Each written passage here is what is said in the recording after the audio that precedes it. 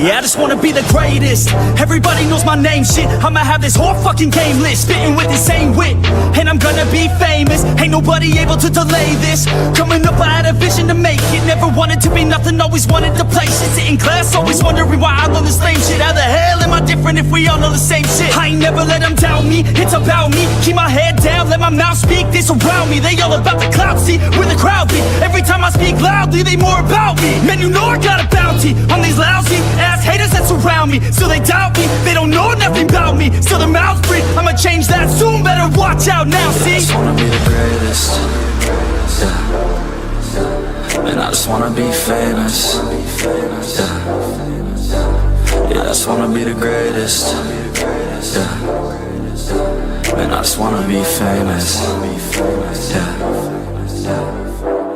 And I'm not playing any more games. Either put me on the charts or I'll put you up in flames. Better recognize art, cause I don't forget names. Should've seen me from the start, coming at you like a train. Think I'm about to fall apart every single fucking day. Seeing all these damn stars with my well-deserved fame. And I spit these gold bars while they spitting out shit. Man, I give this shit hard, but it gives me back pain. I wanna be a spectacle, they skeptical. But man, I got that chemical, exceptional. I do it all intentional, professional. So I can make that decimal incredible. I'm not thinking, man, they're saying that I've gone insane. I'm not ever gonna make it cause the game has changed. I'm not good enough, man, no that's not okay. Tell me that shit again and I'll stop your brain. I just wanna be the greatest.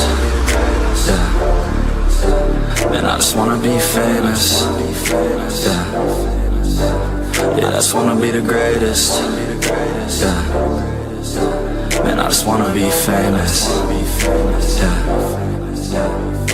Now wake up, you got some shit to do. It's 6 a.m, I don't care, you got some shit to prove. Cause right now, you ain't got nothing that big to lose. So get your ass to work and don't you dare hit snooze. Can't stop this, I'm obnoxious. And I'm honest and novice with promise. Made monstrous, I'm conscious, but I'm nauseous. Think I've lost it, I've got it. Spitting all this, still I'm not it. I've got this, I will not quit. Man, I'm all in, balling on a budget. Man, I'm stalling, crawling, cause I'm nothing. But I'm all in, calling, I'll be something. Yeah, I'ma get it now, you can leave if you don't like it. Say it out loud, you believe it, you can bite this. Keep my head down and I keep on going timeless. Make it somehow, I believe it when I write this. I just wanna be the greatest.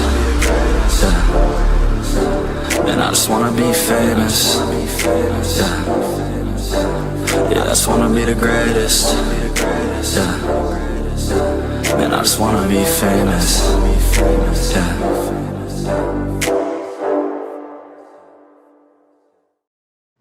Yo, what is going on, everybody? I am AK Eagles. I may fuss and cuss, but you can count on me and my content like the fucking city bus. If you like the Wagyu, subscribe too. Appreciate you guys for joining us tonight. Me and my boy Halftime, we were here to talk some Eagles football talk and upcoming draft. You know, we also made a move today, acquiring another player, you know, from Green Bay, wide receiver, Wicks. So we'll discuss that one as well. How you doing, bud? How was your week? Doing good. Getting a little too old. Yeah, no, every day that becomes more of a realization. So, Yep. no. But yeah, no. What's going on, Anubis? That's my boy. He is a Green Bay Packer fan as well, and yeah, that boy Wicks. So yeah, let's start out with that. You know, we just acquired for 2 picks from Green Bay, Don Terry Wicks, and yeah, man. You know, what do you think about that? There's a 7th, right? Yeah. Yep. How you feeling about that? He's a slot receiver. He's he had his ups and he has his downs in Green Bay. Once again, we got him because we just went and got our offensive coordinator came from Green Bay. He's going to bring over some of his guys that he liked to work his offense in. But like I said, he's a slot receiver. He's not a number 2 like some people think, but what do you have, like 600 yards or something last year? I didn't honestly look before we got on here. Yeah, so he had like 600 yards. But He's a good slot. He's a good slot receiver. He has his up. He has his downs. Interesting. Interesting to see what he can do. Yeah, you know, I think I'm a little more in favor of the Green Bay wide receivers over there. You know, because they've had a huge changeover in the last 5 years from Aaron Rodgers, and you know, Adams left a while back, and you know, Adams is a hard piece to replace over there. You know, and I think the majority of the whole group collectively as a unit, wide receiver group, they've done a really nice job over there. You know, I like all three of them. Now, and that's what's great about it too, is none of them are big name wide receivers. Right. You know, none of them are. They do their job and they do it well. You know, Keep their mouth shut. yeah. You know, Golden. They drafted Golden this past year, which kind of showed you they were going to be making some changes at wide receiver. You know, somebody had to go. Can't keep everyone. So, you know, I really like Wicks. He's 6'1", 210, I think, something like that. 210, 215, something like that. Yeah, so he's got some nice size to him. You know, I don't believe it's an overhype as far as the potential being there. You know, Wicks has all the potential in the world to be a very, very, very dangerous wide receiver in this league. You know, you get him in this room with Smitty and AJ and, you know, all these guys, and, you know, Goddard being there, and, you know, some of these veterans, they can maybe help him, you know, Right. get going, moving forward into the right direction to being the player that he wants to be. But yeah, no, I really like the kid's work ethic. I really like his approach to football, and I really like the way he plays. You know, so just saying, if they do somehow, some way move on from AJ, it is nice to see that Howie is at least putting a little effort into the wide receiver room, which you're going to need to do if you make a move like that, you know. But Do you think he's a number 2? Like, they're saying he's literally a number 2 receiver, and I do not think he's that. I think he's a slot receiver. He's a number 3. let me put it to you this way. If they would somehow, some way move on from AJ, Okay. he is a number 2 as far as Smitty, Hollywood Brown, and him. Wicks is definitely a far better 2 than Hollywood Brown, and that's my opinion. In all honesty, I would prefer to play Brown in the slot at that point. You know, because he is small, he is fast. Right. You know, but just in that circumstance, yes, he is a 2, and I believe he would make a solid 2. You know, in certain teams, he's actually even a 1. Really? You know what I mean? So I guess, yeah. I guess if you look at who's the wide receivers are, I guess you would say, yeah, he's their number 1. he would be a 1 in Cleveland. Right. In Cleveland, he'd be a number 1. He would probably be a 1 with the Raiders. He would probably be a 1 with New England. He would probably be a 1 with, you know, some of these guys who are wide receiver needy. I'm not looking at it like that, because I don't think AJ Brown's going there. I stick by that one. I don't think they can get rid of him. But if they get rid of him somehow, some way, they bite the bullet and take that and cap smack. Just good depth. Yeah. You know what I mean? But he's a good depth. He's a good depth. I like him as a slot receiver. I'll tell you this right now. If AJ is on this team week 1, which I am expecting he will be, he is your 3. Yes. In my opinion, 100%. Wicks outbeats Brown. Yes, he beat And that Brown. that is truly how I feel about that. No, Wicks you're is right. by far a better talent than Hollywood Brown. Yes, he's your Hollywood number Brown is 3. definitely take your top off guy. Don't get me wrong. He will play. He'll get the chance to because his speed ultimately is what makes Hollywood good and makes it hard for defenses. But when it comes to all around talent, by far Wicks, in my opinion, is better. No, I agree with you on that. I agree with you. He's a number 3. He's a strong number 3. Yeah. He would be your number 3. He's better than Hollywood Brown. I do like the move, but like, you always had AJ Brown try to do in the slots, running those corners. Let AJ Brown do his thing, run up, run north, and then you have him running your slots. Like, he's a good route runner. Yeah. He's a slot guy. He really is a real good slot guy.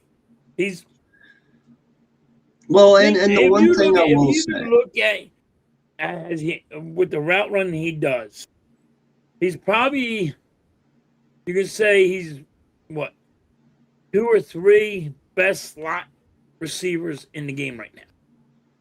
And he's young. He's only 25. yeah. He will get better.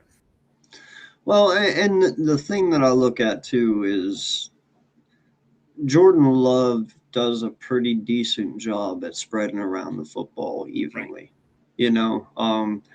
He doesn't just use one wide receiver. He uses everyone, and that's just the way he plays. I'm not saying that makes him really good or anything. That's just how he is. He's a very balanced thrower. He doesn't have a dominant,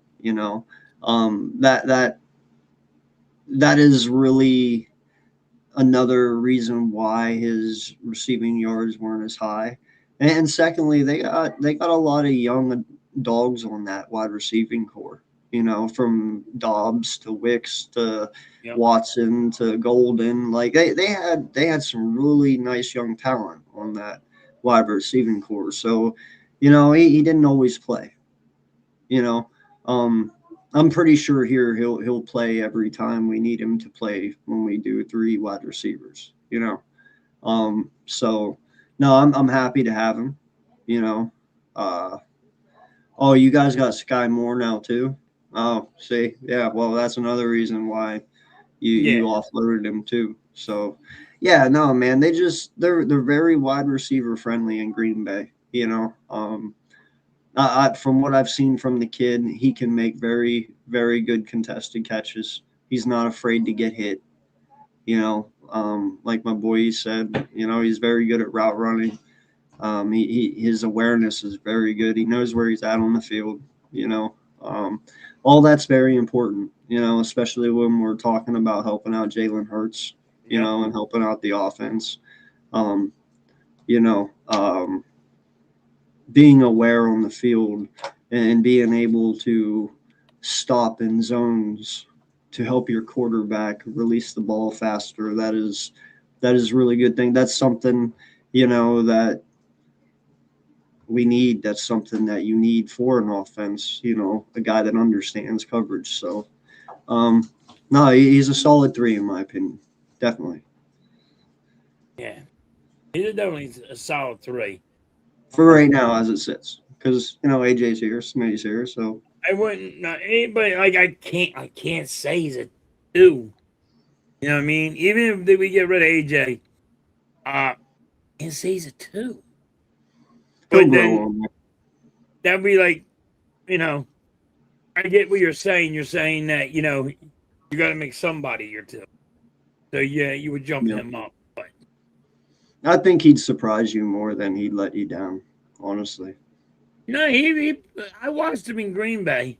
He's pretty good. His route running's really good. Mm-hmm. So, and he's got hands. He can catch. Yes, he's very good at catching the football. That's important. So I mean, he had, but like he had his up and down. He's still young. He's going to have his up and downs because how young he is. I think he's 25. So yeah, it's pretty cool. It's pretty cool. We got him. It's interesting. It makes now people listen. talk. I'm not gonna lie to you, man. I don't want it to happen, just like a lot of other Eagle fans. But I am not gonna lie. I am sitting here watching Howie Roseman stack up on wide receivers.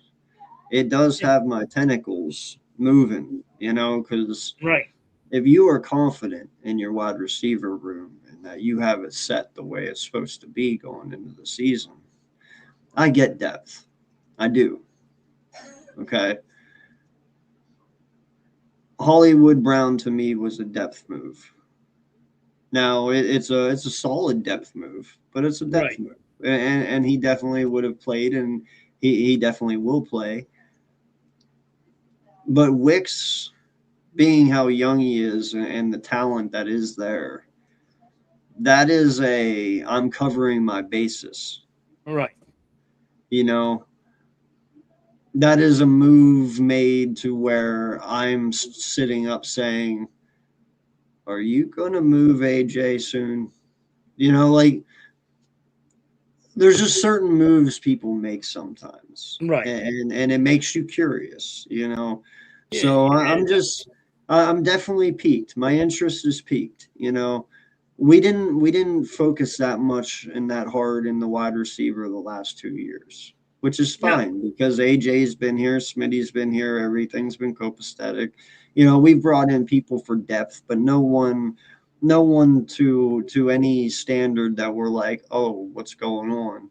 And to a point, you might not even sit here and say that is even what Wicks is, but it's just the potential that the kid can have.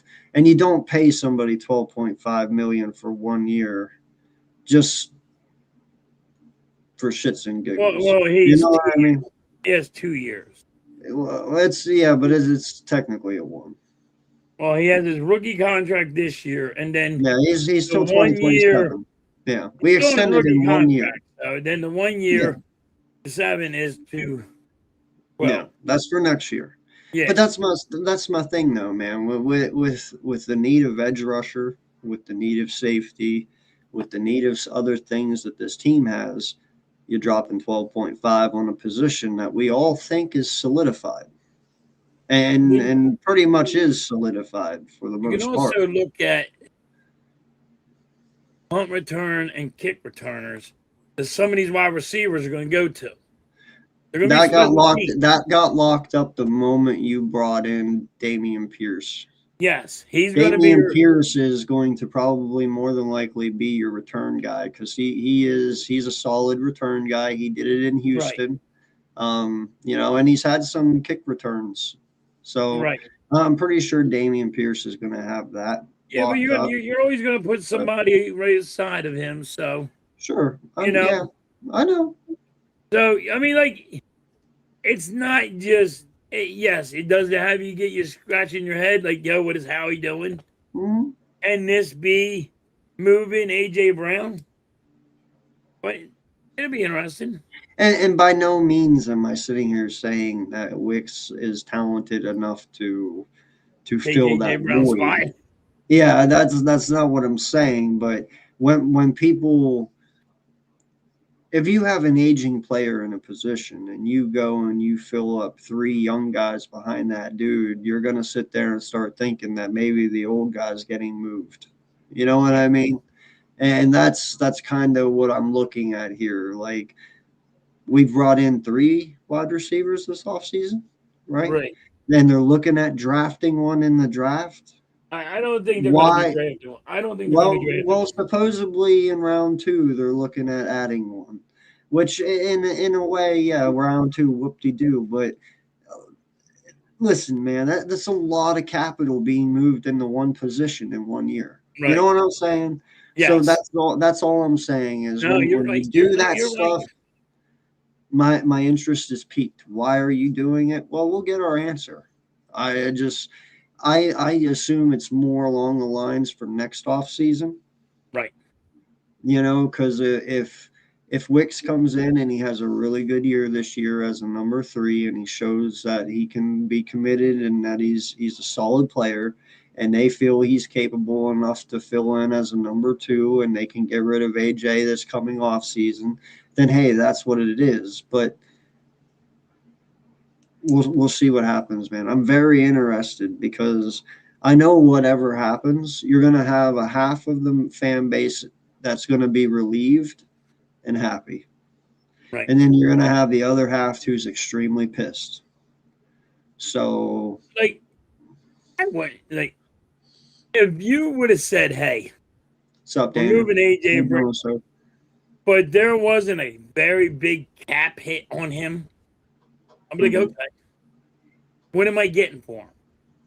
Yeah. But if you're going to take the cap hit, you better make it worth it, Mhm. in my opinion. You know, you got to make it worth, like, 2 first. Okay. I understand what you're doing now because you just got 2 first. You got him for a first and a third when you got him here. Won a Super Bowl with him. You want to move on with him? Fine. Yeah. You got 2 first out of it because of the cap hit? Okay, that makes sense to me. You know?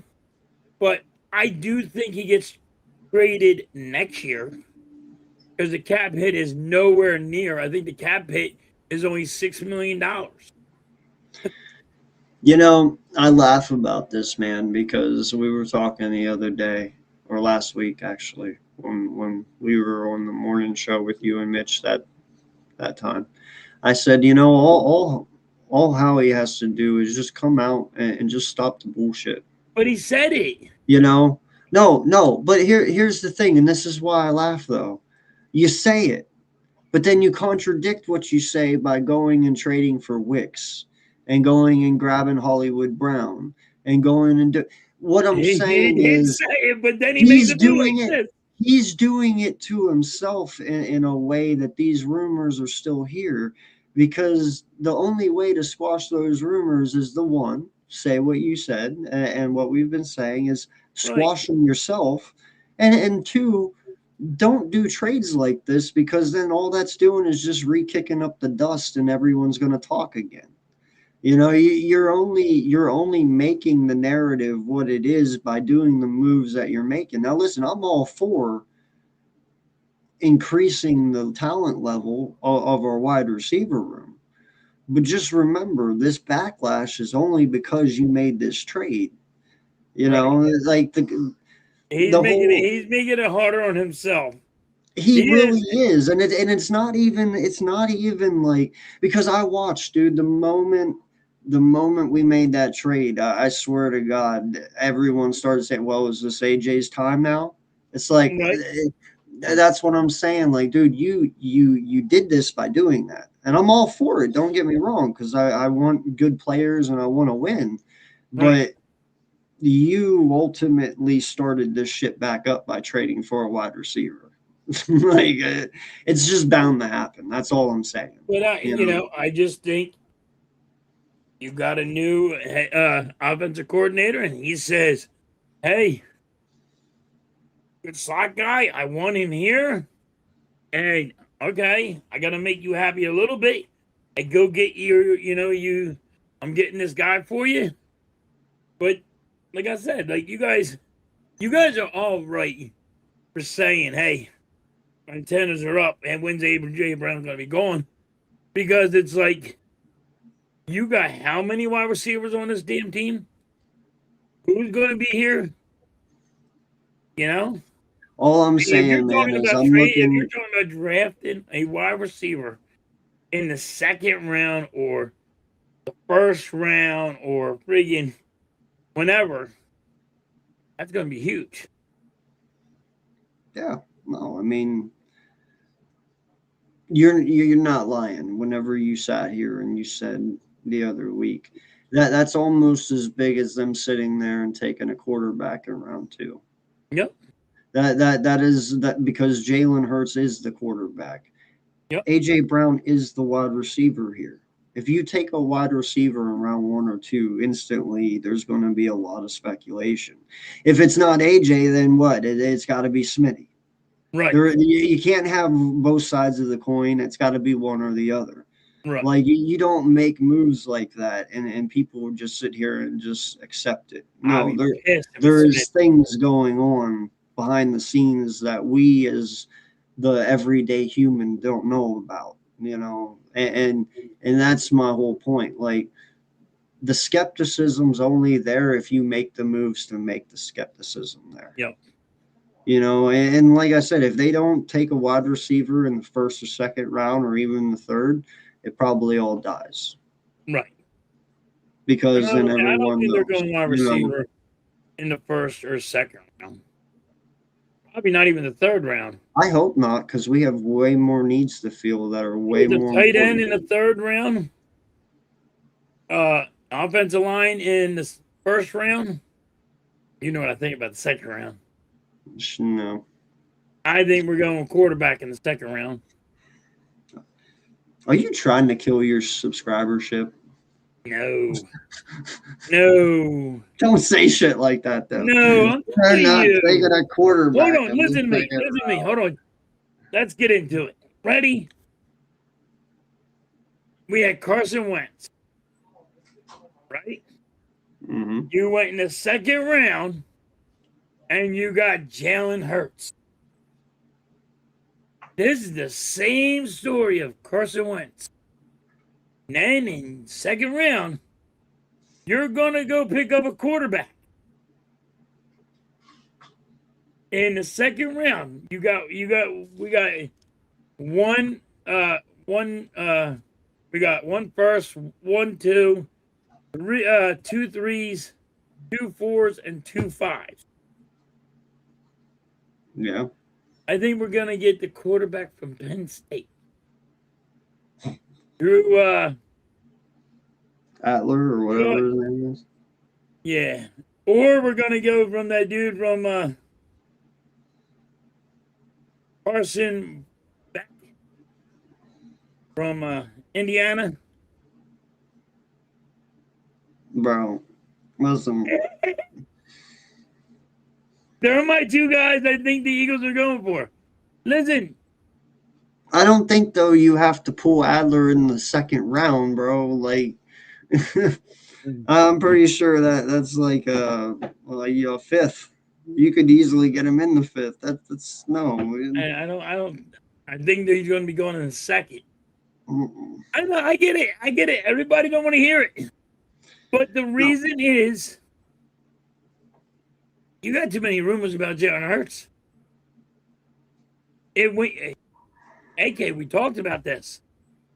Have you ever met the center calling audibles? How many centers have you ever heard call fucking audibles for the quarterback? You know what I mean? And now he's having issues. Don't like to play. Not going to play it. There's a rumor. Yeah, but don't you there. think that was There's a everyone? rumor out there. He was calling plays that they didn't even practice. My man's trying to play backyard football in the NFL. You can't Come believe on, everything AK. you read, though, man. Huh? So you can't believe everything you read, though. I hardly doubt No. you. This was like high up there. I mean, I know everybody keeps on saying you can't friggin' always believe everything you read, but guess what? You can't just say throw it on the rug because we don't believe it because it's Jalen Hurts. But everything happens with AJ Brown, we believe. How does that work? These reporters get paid a lot of money to do their job. They got to go dig in there and find the dirt. You know what I mean? Yeah. But I mean, all right. Don't No, believe listen, everything you I read, but understand what you're why saying. is everybody believing what everybody talks about AJ Brown? No, I get it. And listen, there is a point of me that has seen, at least with certain people in the fan base, that Jalen can't do any wrong, and I understand that, and that's fine. I mean, in a way, he has earned that right, I guess we could say. But listen, I get your grief. There are things about Jalen's game that I don't like. I can sit here as an Eagle fan and be honest with you on that. There are things I wish he could get better at. There are things I wish he could do that he probably won't be able to do. And that's just being real, okay? But I don't need him to be that. You know, I just I hope the rumors, huh? You can't take the snap under center. Me and you were saying that before the reports came out. Now there's a report coming out about it. I know. I know what I said. You've been saying it before the reporters came out with this shit. Listen, man, that's something I've been saying for 3 years. The only reason that I do not sit here and bust down the door is because his career in Philadelphia is not over yet. Okay? When Jalen Hurts is no longer my quarterback, if that is the reason why, I will say something then. But for right now, he is our quarterback. I even said this the other week. Out of all the quarterbacks that I have watched, and I have watched many of them come through Philadelphia, I am 40. I mean, from Randall Cunningham all the way till now. And I have seen some really good quarterbacks, and I have seen some really shitty ones. Okay? Remember Ronnie None of them have won me nothing. Nick Foles won it in his second stint. Yeah. And yes, he did play the game of his life, but he also had a really good fucking team behind him. Right. Really good team. But that's what you need. Really good. A real good team. No, I understand that because it is the ultimate team sport, and you need a team to win in this game. And if the Browns and the Raiders and all these other people in the Chargers haven't shown you that, then I don't know what to do for you. But one player does not ultimately change the game. You know? Montana had Rice. If that's the case, Dan Marino would have won 6. Yes. I mean, let's just be real. Yes, I'm going to tell you right now, the best. I think the best. I'm going to say he's one of the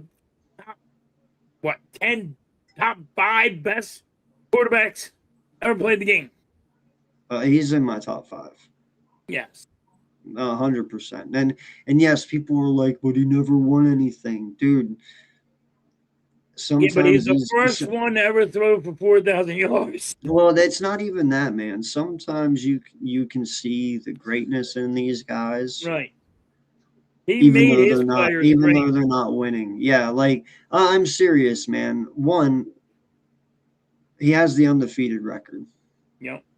You know, that's ultimately a great feat in general. Okay. And two, can anyone tell me who was on his team? Who his tight end was, who his halfback was, who his linemen were, who his defense was? Anyone. Because hell, I don't even remember them. I might remember the tight end, maybe. Yeah, but he didn't have great players around him, man. And years ago. Right. But that's what I'm saying, man. And I mean, that's what made Vic ultimately great in Atlanta, because you can't really sit here and tell me anyone on his team, but maybe Crumbler, the tight end. Yeah. You know, like some of these guys were just great, and you could see it in them when they played. Right. You know, Vic is another one. No one's going to ever sit here and deny Vic's greatness. No, Vic was fantastic. He was great. Great. One of the best quarterbacks to ever play the game. Yeah. He just didn't win. because he wasn't fortunate enough to be on teams that at the time were I'll able to even win. put this out there. Michael Vick, and I am a huge Randall Cunningham fan, is better than Randall Cunningham. Michael, Listen, that's a high praise. And Randall Cunningham, he's one of my favorites. He will always be my favorite. But I think Michael Vick, the way he played, the way he ran, the way he scrambled, was unbelievable. no, man, I've always said it from an athletic standpoint. Michael Vick is probably the best quarterback to ever play the game. And I will take Michael Vick's athleticism over Cam Newton's any fucking day. Yeah, hands down. Prime Michael Vick over Cam Newton any day. I'm not even playing, man. But no, I think as a pure overall all out, and see that's the thing too that kind of irritated me with Vic as well is Vic had a cannon of an arm. I remember when he used to play for Philly, our cameraman couldn't even keep up with his balls when he threw them. You know, like there was a lot of velocity around. Sometimes his receivers couldn't handle his pass. Yeah. You know what I mean? So his only downfall is accuracy. Yes. But I'll tell you what though, man, there was times he made some passes. I was like, only he could do it, man. You know, when he came here, he had better accuracy. And he you know what I mean? He might have lost his legs a little bit, but he had a better accuracy with the ball.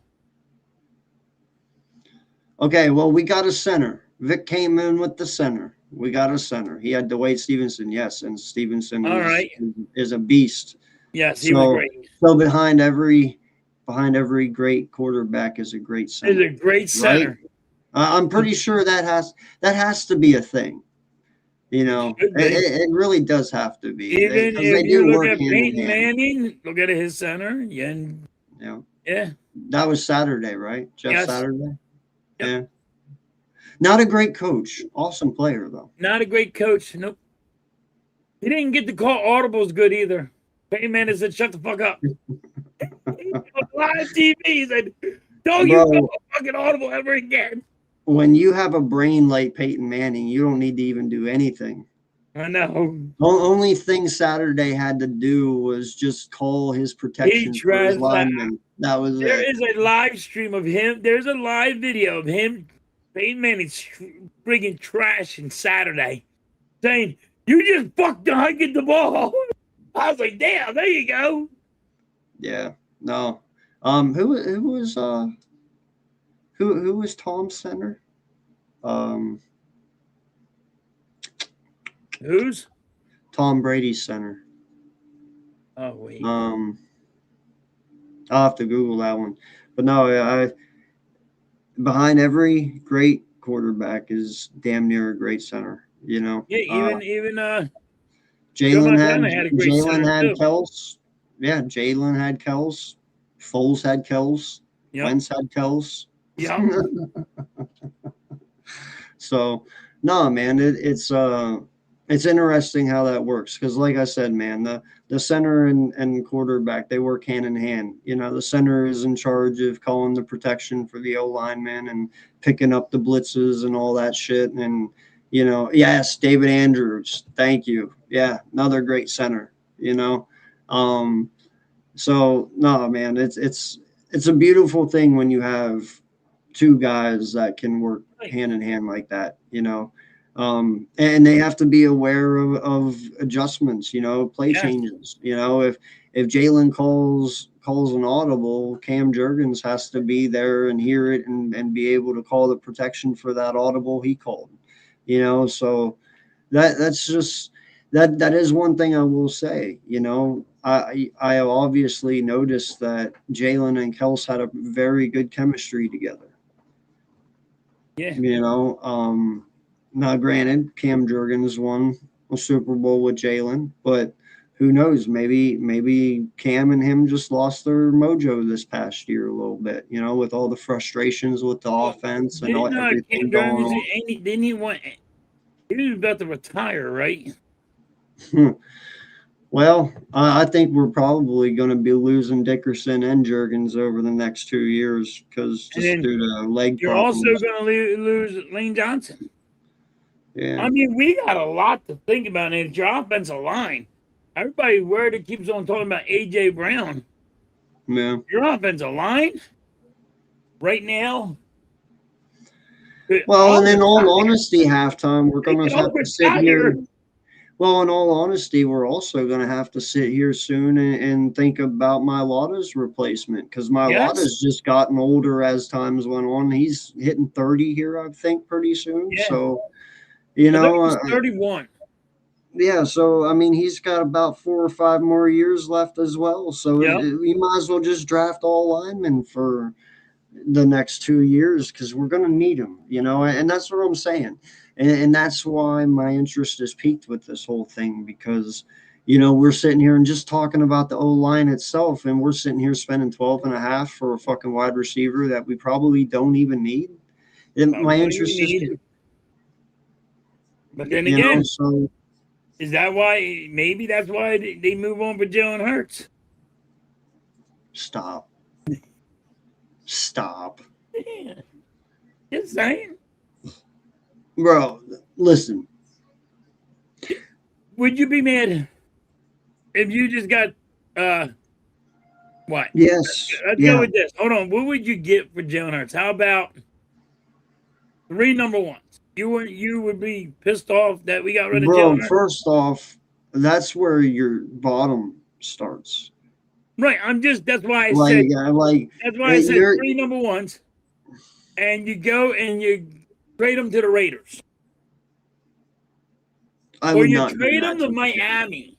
I would not do that to the kid. I'm sorry, man. I would not do that. Well, he has. If you're going to trade him now, he has 7 teams to pick from. They're not trading Jalen Hurts. Stop. They're not. Boy, let me have a little fun. No. Have fun. No. Have fun in a realistic way. Okay.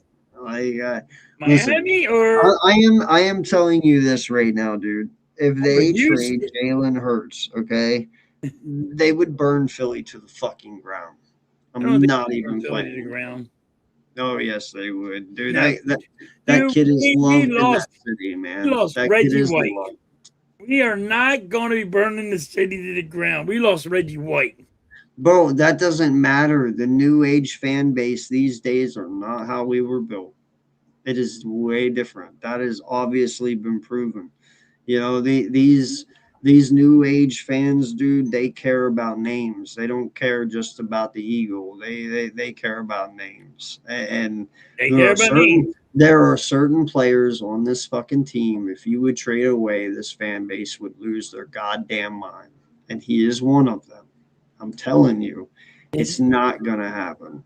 My jaw will hit the floor if they fucking do that. I will be so You said that if the Eagles in the second round drafted a quarterback. Bro, I'm telling you right now, there is no fucking way in hell they do that. Right. No. First and foremost, I don't think that they do that because the scenario between Wentz and Hurts are how come they're not. I agree with you as in far as the reports are similar, but their career path and the way their careers have went are completely fucking different. Okay, one's got it done to where one just prayed and didn't get it done.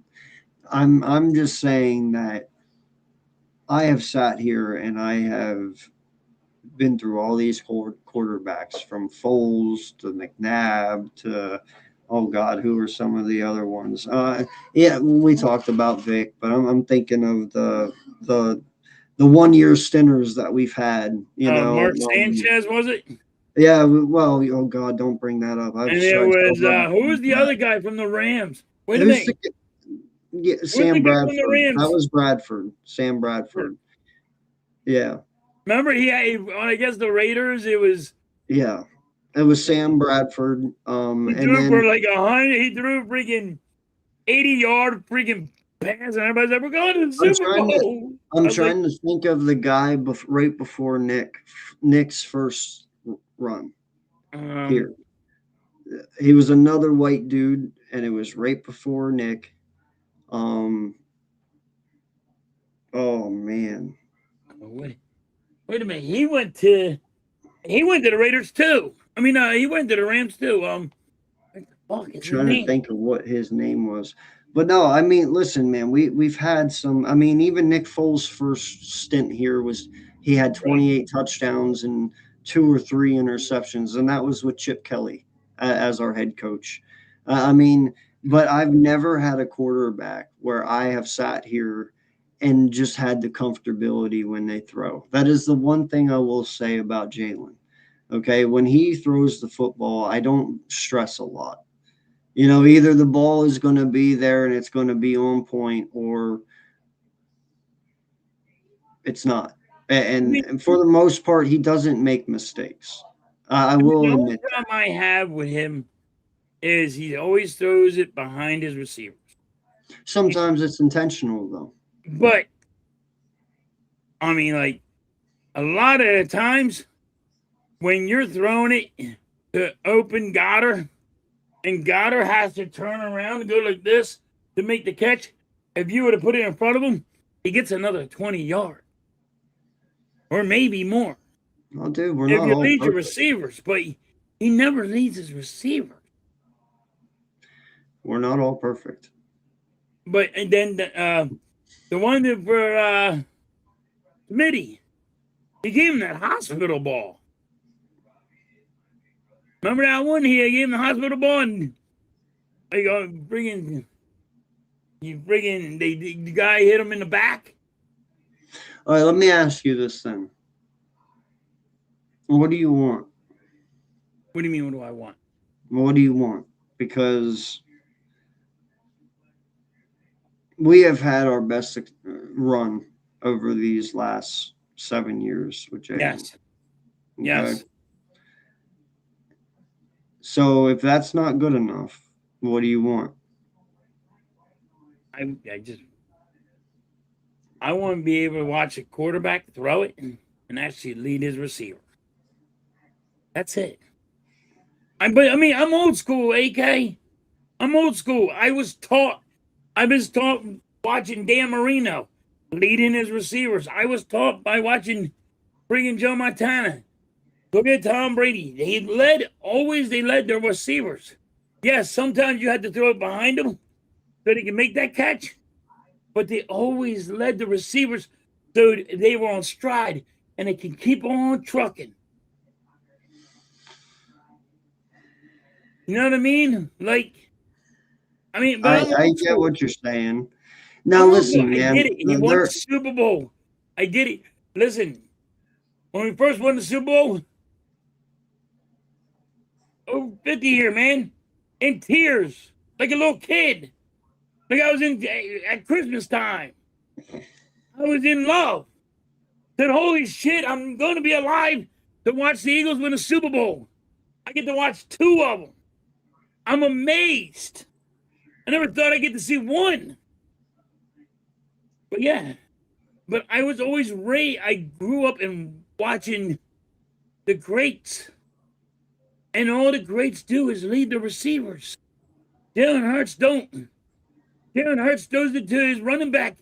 He does not give it to, he don't lead his running back with the ball. His running back has to go to the ground like this and try to grab it. If you can just put it right over here, boom, and drop it in. I mean, that's my issue. That's the only issue I have with Jalen Hurts. I don't care if the man wants to run or not. I don't care. My only pet peeve about Jalen Hurts, he can't leave his receivers. I don't care that he can't snap the ball into center. I don't care about that. You want to do shotgun all fucking day? And when you want to freaking go underneath center and say, I'm going to run it, and everybody knows it, I'm okay with that. Just lead your receivers. You know, Eh, I understand what you're saying, man. I do. That's why I said earlier, I know that there is a lot of things that are imperfect about the kid, and I understand that. And I'm pretty sure out of everyone, Jalen knows what he has to work on and what he doesn't have to work on. I mean, You that's all know, he has to work on. yeah. Well, and that's why I said I get your grief. There is things like that, and like the other thing that came about this year that hasn't been in the past the last 2 years that I saw resurface. It is the whole escaping out of the clean pocket from time to time this past year. Yeah, he does that He too much. hasn't. Well, he hasn't done that the last 2 years, which told I'm like, me I'm okay with that it though. yeah, but that also told me that he didn't trust his O line. Quarterbacks do that when they don't trust their O line. Right. When they feel protection is failing. When they hear pretty patter little feet, they take off. Yeah. Yo, I So gotta get out of so here. I understand that, but there is times where, like you said, you just need to be a little more aware, where you need to lead the football in this scenario, or sometimes it might be like he might just feel like he has enough under the football on some of those long passes that he just underthrows them a little bit because he doesn't have enough on him. We have seen him do 60-yard tosses to Devontae Smith. Right. I can't sit here and act like, you know, I haven't No. And watched when you see him Jalen. throwing to Smitty a 40-yard bomb and he leads his receiver, I'm like, oh my God, where's that been? And Smitty's still going. Cameron's got a question for you. What's up, Cameron? No, I understand what you mean, man. But And listen, but that's not I grew up, but that's I still grew up not good different, I enough guess. I to. grew up in a different day and age. I know, but that's still not good enough for me to trade him. But like, now the reason why I said trade him, it was, all right, he wants another contract extension, right? Mm-hmm. And your owner said no. What's up, Charles? Yeah.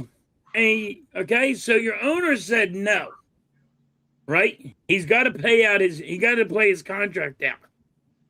And it's like, well, what the fuck do we do? He's like, but I'm a tenant. Are you going? Yeah. Cameron, I don't know what I'm doing. To be honest with you, buddy, I don't know what I'm doing. I know I'm streaming in the morning, but I got to figure out what I'm doing with my kids first, then I can figure out what I'm streaming. Well, I guess don't forget. I guess we have the wake up show tomorrow to do. Yeah, we got the wake up show tomorrow. 10:30. You're going to be there. Cool Cat's going to be there. Yeah. I broke him, AK. Huh? Broke me a kitty cat. I ain't even Cool Cat no more. He's a kitty cat. I broke him. But it's like, see, I grew up different. I'm old. I grew up different. No, listen, man. Harsh reality. I'm kind of the in between person, because you're a little older than me. But I do go by that philosophy. But you like watched do. them. You watched No, the greatest. You I still know. watched them. I know. I'm You just saying watched though, them, like man, you watched there is a harsh reality to this team where I don't give a fuck who's on it as long as they win. But I also am part of that fan base that I do have my favorites. Don't think for 1 second We all that got I our wouldn't- favorites. Yeah, don't think for 1 second that I don't have certain players that I would love to play for my team. But Yes. it is what it is, and I wouldn't want to get rid of them. But I also know that if they are not good for my team, I don't want them here either. Right.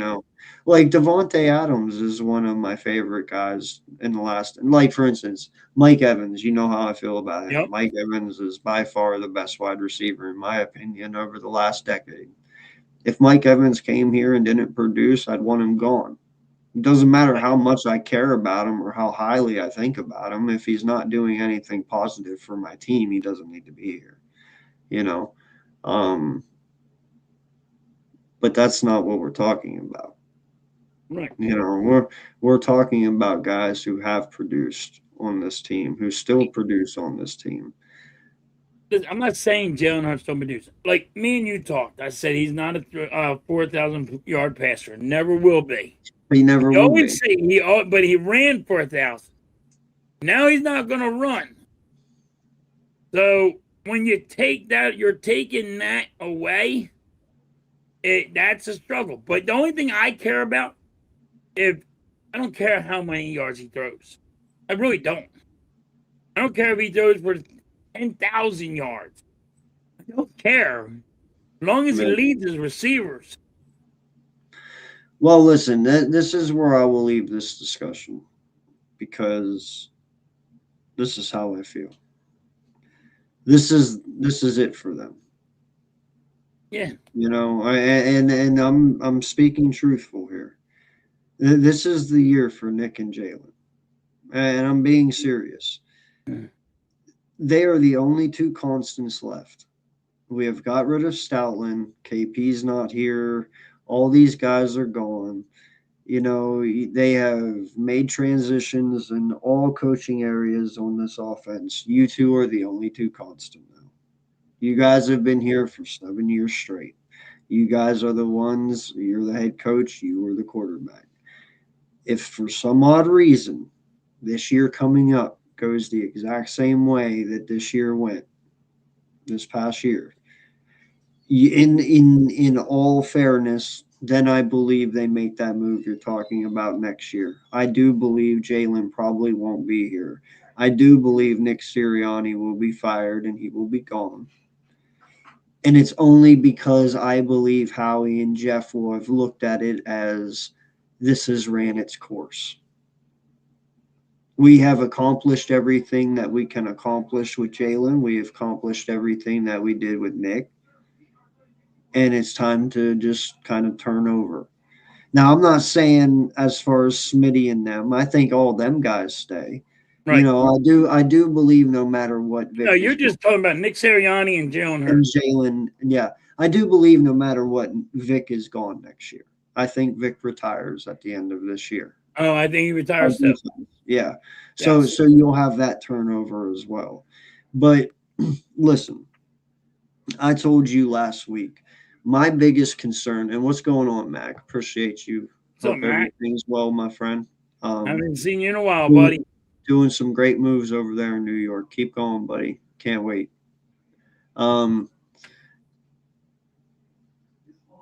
I honestly remember watching Nick's presser 2 weeks ago at the draft thing, you know, and they asked him the question of Sean Mannion and his offense, right? And this was his exact words. We are implementing Sean's offense with our old offense. First and foremost, I'm under the impression this whole time, from what Howie was saying and everything, that Sean Mannion had full amenity of the offense and it was But he going to don't. be him. We're not, the old offense is gone. Nick has no control. This isn't his offense. No blah, blah, blah, nothing at all. And then Nick 2 weeks ago comes out and says they're implementing his with the old. I don't want old. Old was done last year. Old was done 2 years ago. I am done with fucking old. I don't give two shits about Nick's fucking scheme. Everyone is tired of Nick's scheme. Why Yes. the fuck are you implementing Sean's scheme with your old scheme? I don't give two shits about the old scheme. This should just be Sean. And secondly, you're not part of the offense. Why are you talking about the offense? Yeah, you're head coach, but this is Sean's fucking offense, or it's supposed to be, right? Now, that's my first problem, because you're implementing with the old, which tells me same stupid bullshit offense as last year, the year before, because this is the same song and dance we hear every fucking year we get a new coordinator. We're going to implement the new offense with the old. They've done this song, don't care. Okay. And I hate to be a negative Nancy here, but you know what? I follow breadcrumbs every year, and And they what this is telling me is literally I'm about to go down the same motherfucking hole we went down last year. You have an people are inexperienced doing the OC. same shit. What is it? Insanity? Yeah, You know what I mean? I can only bang my head against the wall so many times before even Yep. I feel stupid. And I'm telling you right now, listen, I understand that Sean Mannion has been talked highly about in Green Bay and stuff. I understand he is thought very highly of. But just because you're thought highly of does not mean you're going to be successful in this league. Listen, there was a dude. And secondly, hold on. And secondly, Matt LaFleur is by far way more knowledgeable when it comes to offense than Nick Sirianni. That's a given because Matt LaFleur actually does his own shit. Yes. You know, he's kind of like Sean McVay. He sits on the sideline and writes up fucking plays. And You see him. You see him. He got a little marker. And, Oh, hey, dude, that his play brain's worked. constantly I'm going to fucking use going, that play dude. again. So now I have to count on Sean Mannion being comfortable and confident enough in certain tight situations to make the right call, because you damn sure know that Nick Sirianni isn't going to be able to take that call and do good. I mean, the motherfucker iced his own kicker. Let's be real. He did it You know? twice. So Nick's out of that equation. Listen, I was done with Nick. I have long never ago. saw that in my life. I was like, what the fuck is going I have been done with Nick for months and months and months. Like Nick's already on his way out, in my opinion. I don't even care. I don't give a shit about the guy's win record. Listen, the only thing that I know of in my lifetime is Howie Roseman and Jeffrey Lurie know how to hire head coaches. I can get a head coach that can win. That's a given. They have done Andy that. Reid. Huh? Yeah, like And when they got Andy Andy Reid, might not have won the nobody Super knew who the Bowl. fuck Andy Reid was. No, but listen, Andy Reid might not have won the Super Bowl with us, but he has 4 now, and it's quite obvious he wasn't the problem here. It was somebody else. Ixnay on the 5 snay. Yeah. You know, but and secondly, he did win. Yeah, he didn't win the big game, but you had 12 years of success under Andy Reid, and he technically crying like a little bitch. right, and he technically changed our organization for the better and set a culture that still kind of exists today. Yep. You know, so they have shown me nothing but they can hire good head coaches. I'm not worried about losing Nick. I'm worried about losing players that I shouldn't be losing due to fucking drama that probably shouldn't even be out there to begin with. You know, I have went 20 years of my life with shitty wide receivers. Now, granted, Deshaun Jackson was a really good – listen, no matter how good you think Deshaun Jackson is, we've only hyped Deshaun Jackson up more because he was the best thing to come out of Philadelphia since fucking Carmichael. Right. Like, let's be honest. Yeah. The only Jackson is a great wide receiver, but he isn't, and he might have the most 50-yard catches in history of the NFL.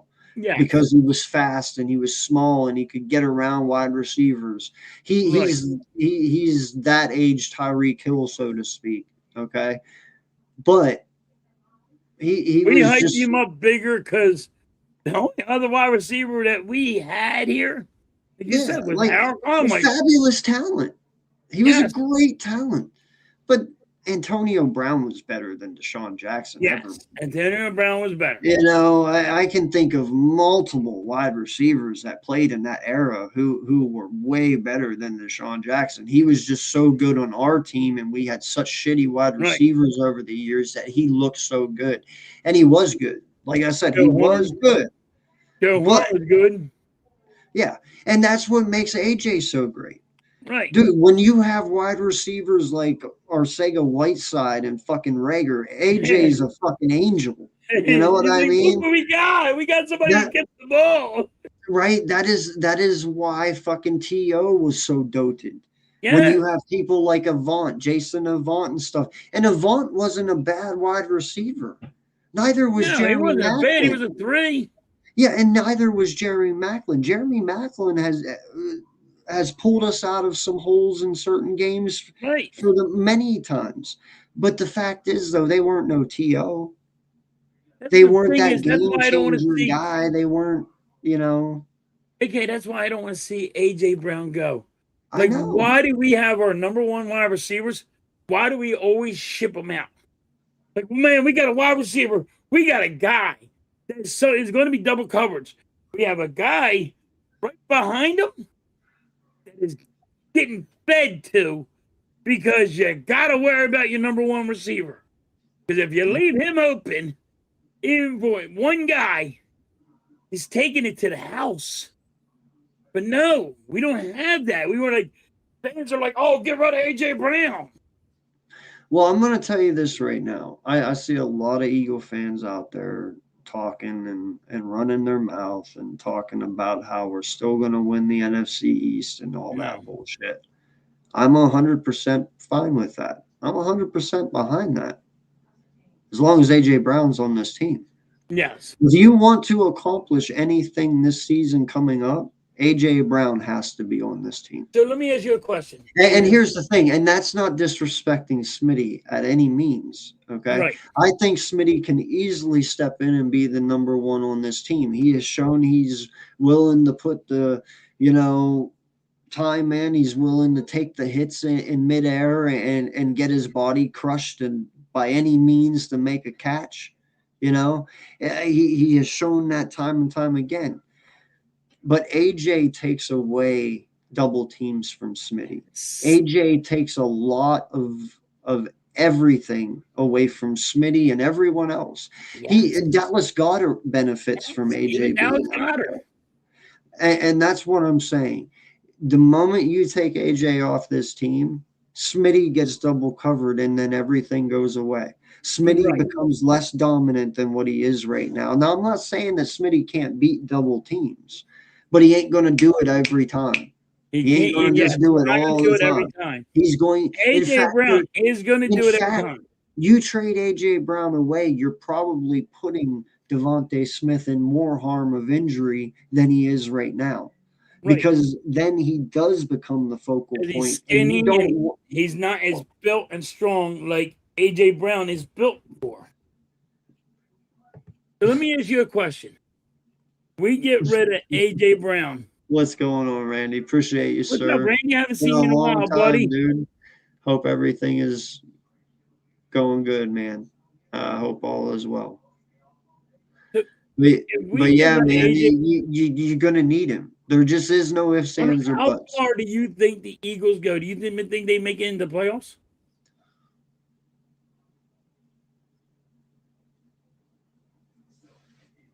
Without him? Without him. And we got a freaking hard schedule.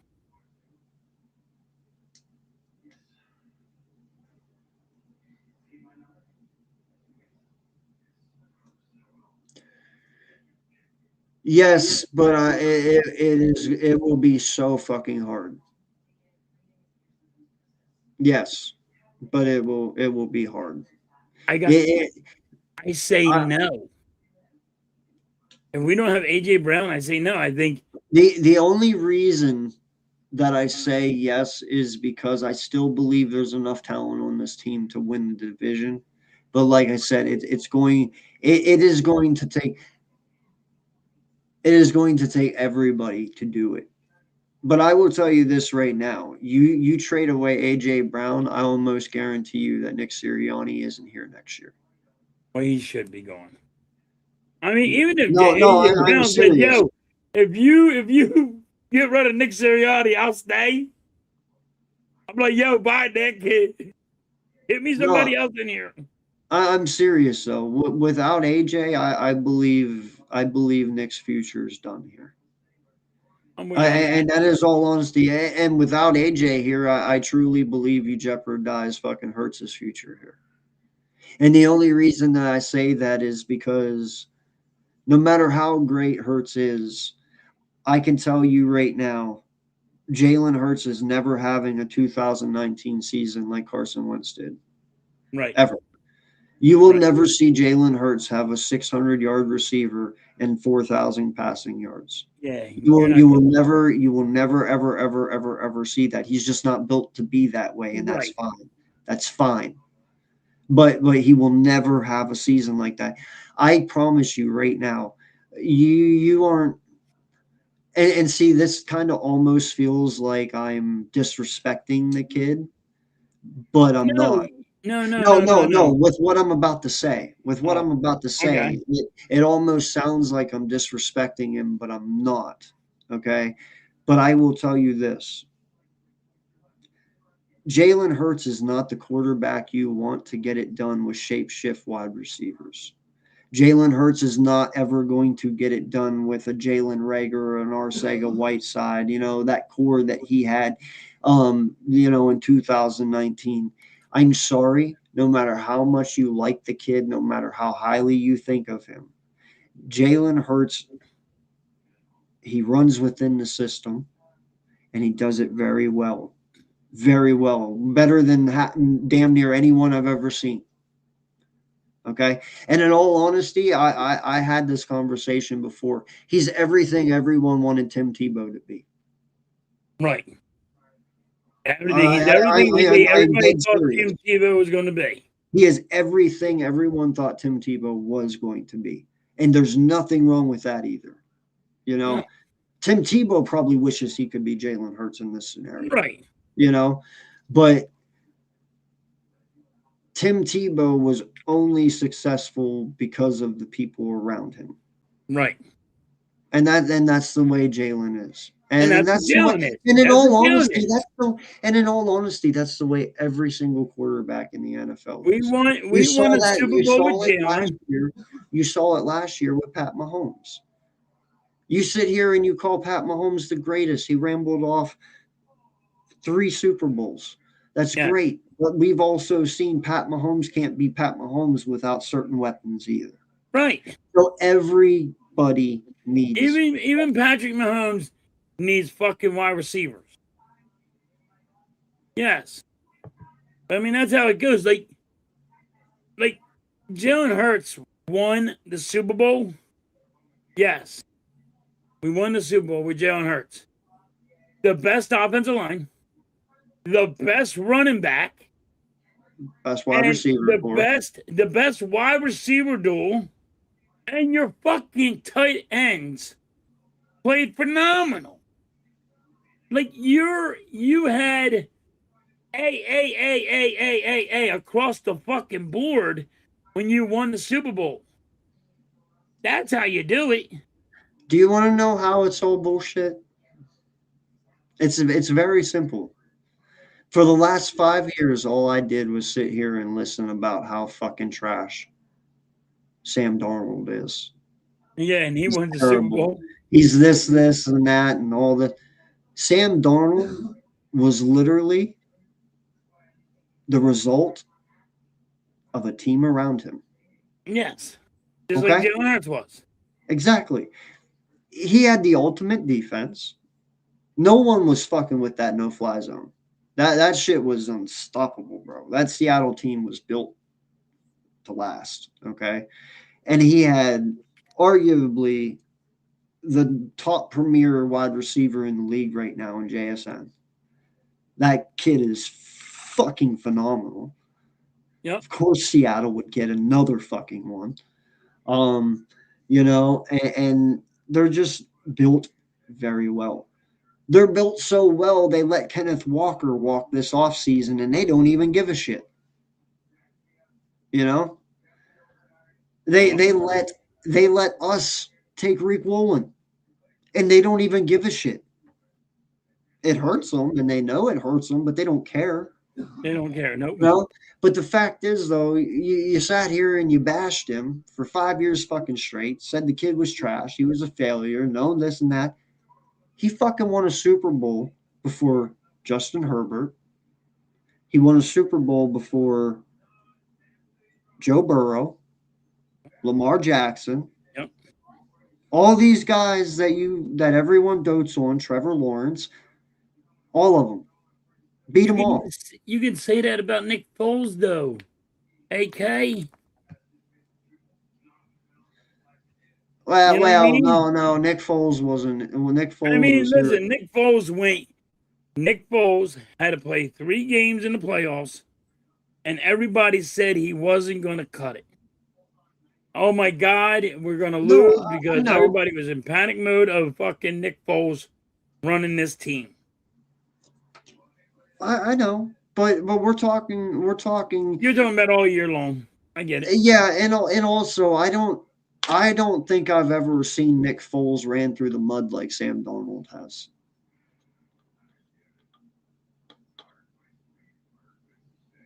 You okay? Oh, Yeah, I'm getting this halftime. Gotcha. Like Nick Foles was loved for the most part everywhere he went. I don't think I've ever watched Nick Foles be ran through the mud like that. The one when he the year that he had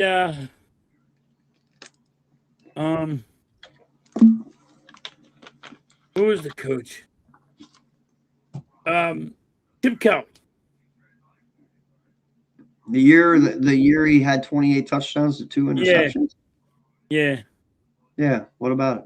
But I think that's the year that he was ran through the mud. Well, everyone was, man. Nobody.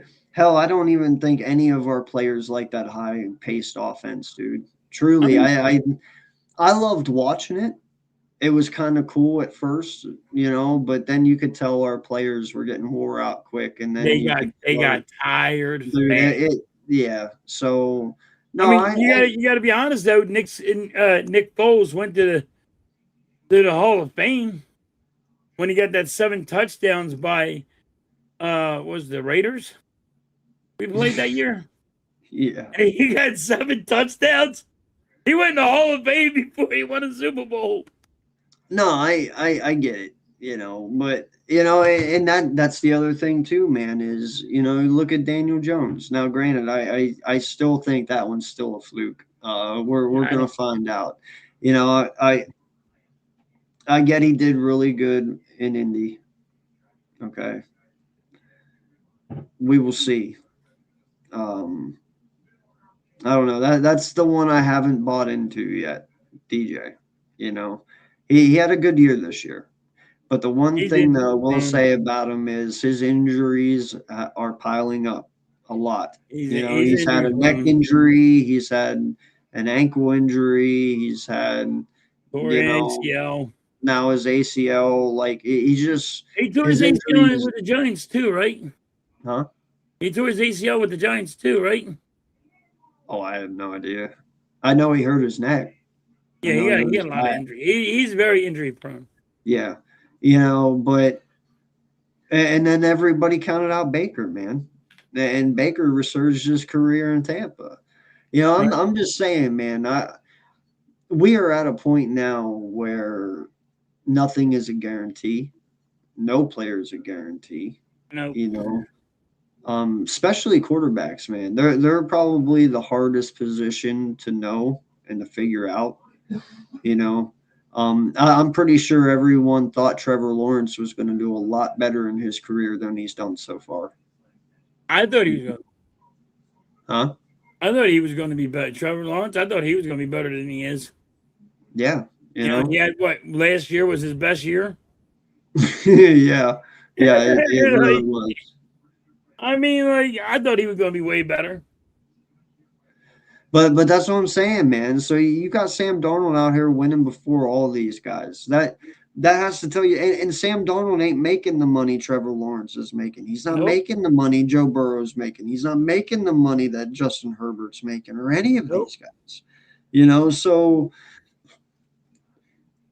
it's getting to the point now, man, where in about probably 20 years, this shit's got to end soon. It really does. These owners have to get together and they need to start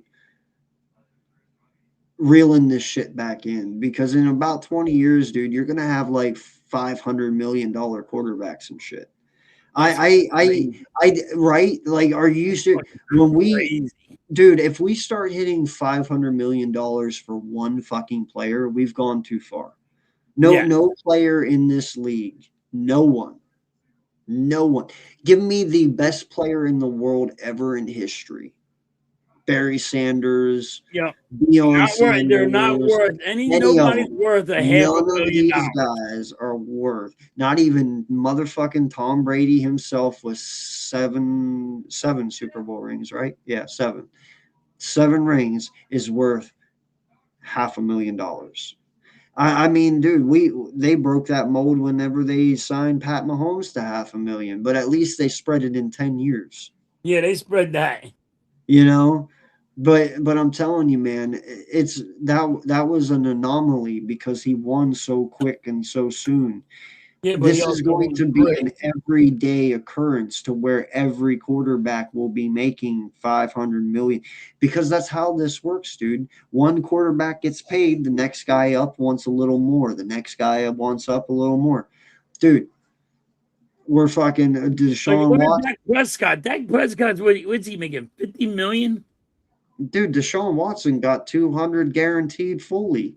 And And he he hasn't ain't even played a goddamn snap. Yeah. I mean, dude, if anyone should go to prison, it's Kirk Cousins for all the fucking money Yeah, he's he ripped just signed off. another deal of 100 million. He Motherfuckers made out here being the hamburglar like at McDonald's, just ripping people off with their fucking money. here you go. 175 million for Kirk Cousins. Are you fucking high? What the hell has that guy done? Bro, if he's worth 175 million, dude, I'm at least worth 20 million then. You Yes. know, like it's crazy. Some of these quarterbacks are getting paid outrageous amounts of money for literally nothing. Nothing. I want Kirk Cousins' agent to be mine. Yo, come to my work. Talk to my boss for me. Give me my money. Please. Bro, it can't happen though. That you got to realize that if these guys can't do that, they will kill football. You can't pay 500 million for one position. You can't pay $1 billion for one fucking position. You won't have a team. Yeah. You'll have a quarterback versus a quarterback. What fun is that? Like there's got to be a stopping point eventually. I mean, you're only an owner winning the Super Bowl, right? And this is the whole year. Makes about $3 billion. But that's going to the stands, the stadium, all that shit. And Well, then he has to I pay can tell the you people. the NFL collectively last year, everyone all together, they made $18.9 billion. Yeah. Just that's all 32 teams. That's the NFL. Right. That is everyone in general combined, all added up. 18.9 Yeah. So if you win the Super Bowl, you make $3 billion. But you got to pay the people. Yep. You got to pay everybody who works at the stadiums. You got to pay the players. By the time they are done, yeah, they might make a billion. But after you done paid all your taxes and everything else, and winning that $3 billion, you might get you might get $1 billion. Might be a little bit less than $1 billion. Well, see, Vic, here's the thing, man. The league can't do nothing about it because you can't tell an owner what to do with his money. Yeah, you can't tell. You know, I mean that's just unfair. Now, the one way they can stop it is they can put a cap on positions. Like only quarterbacks can only make up to $300 million. You can't go any higher than that. You can't go any, you cap off it. Nobody is You got to worth put a more salary than that. cap on each position. Yeah. I mean, and in ways they already have it, like for instance, you see owners, they won't pay over, we'll just throw one out. They won't pay over 12 million for a halfback. Most of them, unless you're Derrick Henry or Saquon Barkley, most owners won't pay a certain amount for halfback. Most owners won't pay a certain amount for wide receivers and vice versa. So we already kind of see a cap. It's an invisible cap, but the owners have already kind of They make put their a own cap in number their head. on. Yeah, they already put a number on positions. Now, quarterbacks obviously get all the money because everyone over the years has made that the most important position. Okay, which in theory, in my mind, your offensive line is your most important. Right. But your quarterback can only be as good as the people protecting him. And that's God. I mean, listen, if that's the case, then half of these quarterbacks would win all the time. But yeah, Because I don't think Kirk Cousins is bad. I think he's had bad. but I I don't think think it's worth he's the had money he's shitty. making. Well, he's just old now. But when he was with Washington, I'm not going to sit here and act like the dude didn't ball in Washington for 5 years. No, 4,000-yard years for 5 years he's a straight. good quarterback. He's just not When worth he had a $1 good billion. O line. Yeah, when he had a good O $500 line. million that he has made in football and he got no playoff. Was he have one playoff game? Oh fuck! I don't even think he had. No, I think it's he one playoff game. He might. But that is my point about it though. It is like you sit here and you do all this and we pay outrageous money. And secondly, man, we pay people for and this isn't we, this is the whole collective 32 teams. We need to stop paying people for what we expect them to be and start paying them for what they've already done. Yes. Okay. They do it. Wait, you have these guys, like for instance, you just went out there and you paid Jordan Davis all that money, 72 million or whatever it was. Yep. Because he produced for you for 1 year. Okay. But hindsight tells them that he's going to be better next year. And that's what that contract states. When they paid Jordan Davis this offseason, they paid him $72 million because they are expecting him to take that leap next year and the year after off of what he just did. You're not paying him for what he's already done. You're paying him what you expect him to be. Yep. And guess what? 50 out of 50, that bites you in the ass. Because half of these guys don't turn out to who they're supposed to be, and some of them do. Like, for instance, I'm not signing Nolan Smith back. I'm not giving him a 5th year. To me, Nolan Smith is just as bad as Derek Barnett. Yes. I'm not even playing. Nolan Smith has done nothing. Nolan Smith has done nothing on this team to grant him a 5th year option. He's done nothing on this team to make me feel like he's deserved it.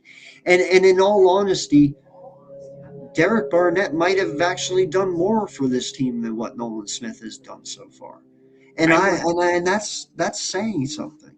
So I want to trade I'm him. tired of paying players for something we expect, and I'd rather start paying these guys for shit they've done. I'm with you. I want to trade Nolan Smith. I wanted to trade him last year too. We talked about this. I mean, you're like, oh, you got to give him 1 more year. But I wanted to trade him because once his trade value has that one part, you let him play another year, it goes down. Yeah. And you want to get it at the peak. Like I always say, after you win the Super Bowl, you trade everybody. Because that's the thing, though. Peak of they're at the high of the high. You can get many first-round picks and everything else to rebuild your team. But see that's and I'm with you on that too. And here's the thing. That's why I really was against not trading Zach Ertz when we won in 2017. Because you saw after we kept Ertz, his value went down. And what did we ultimately trade him for? Like I don't know. It was like a 4th or a 5th or something. I don't know. Well, it wasn't what he was definitely worth. Okay. Right. Now you look here. I already had it stated. I told you, out of everyone this past year, Dallas Goedert is the only person, in my opinion, that deserved to be paid because he was the only one on this offense that ever did anything positive. When he got thrown the ball, he caught the ball. Whenever you needed him to run block, he run block. And he was just always there. He was Mr. Reliable. But I will sit here and tell you this: there is a point inside of me too where I also believe we should have just let him walk, and I would have been okay with it. Because Zach Ertz always is ringing in my head. We held on to him too long, and we lost value for him. I Dallas always Goddard. say it. But here's the thing though, the reason that we're losing value for Dallas Goddard is because Howie didn't do a good job With the salary cap. depth. Well, no, depth. Yes. He's not, there are certain positions that he hasn't focused on over the Right. last few years because he's been busy other places. And that's fine. But now we're stuck in a position where you had to bring Goddard back, which I'm all for because I love Dallas. But you can't do this too many more years, or he's getting older. He's going to slow down. It just is inevitable. No matter how much you want to hear it, it's just I you don't might know get you agree with me on this one. what's up. One guy I would trade, and just because of the attitude and all, it would be Jalen Carter. And I would trade Carter. I think he's at his peak. Let me put it to you this way: I would trade Jalen Carter before I trade AJ Brown. Okay. And this is the only reason why. I watched last year Amoro Jomo and Jordan Davis do a very good job together last year, fill in that void nicely for the games that And you don't have to he pay was him not that in much. there. I honestly believe Milton Williams is a phenomenal talent that we let walk away. I believe Milton Williams, in all honesty, up till last year, was better than Jordan Davis because Milton Williams was good against the run and the pass, to where Jordan Davis showed me this year now that he is a more balanced ET. He's worked himself into that. He's got himself right. He understands it, and it seems to be coming together. Now, granted, Jordan Davis falls into that BG category where it took him a little longer in his career to come along, but now that he's looking good. Right. But yet we did do it on a 1-year basis. How do you know that as soon as Vic retires after this year coming up, that Jordan Davis doesn't amount to anything anymore? You don't know. I don't know. None of us know. Nobody knows. That's all I'm saying. Huh? I said you can't predict the future. No, and that's all I'm saying. The next defensive coordinator you bring in might not go hand in hand with JD. JD, he's more of a nose tackle than he is a defensive tackle. Maybe the next coordinator doesn't need that much of a nose tackle. So that's all I'm saying, man. Is there anything can happen? I'm just saying right now he fits our team, he fits our scheme, he fits what Nick wants to do. So it's good for him to be here. But we got to get this pay under control, man. And that's for every position. I mean, to a point, some of these wide receivers are making the money they don't deserve. I can say this. I do like what the Eagles have done at corner. Oh, yes, by far. 100%. I think this is the best corner. I mean, until they play. Right now, I would say this is the best corner duel that we ever seen. Even with Sheldon Brown and Leo Shepard? Huh? With Brown and Shepard? Yeah. Would you say this would be probably right now the best duel on paper? You didn't get to watch them yet.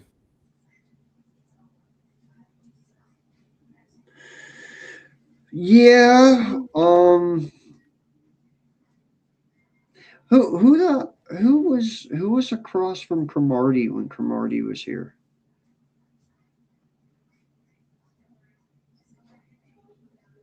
I can't remember. I can't remember either. I mean, don't get me wrong. He has some duels. This one on paper, I think, is the best. No, I mean, but on paper, you know what happens? Every time we can sit there and say our team is the best on paper, and we're ass. Yeah, no, on paper, when it comes to the corner position, this is This is probably the best trio I've ever seen this team have. Truly. And I'm sticking with that one. Like, I was like, I'm looking at that. And I'm like, look at his fucking corners. I don't think I ever seen.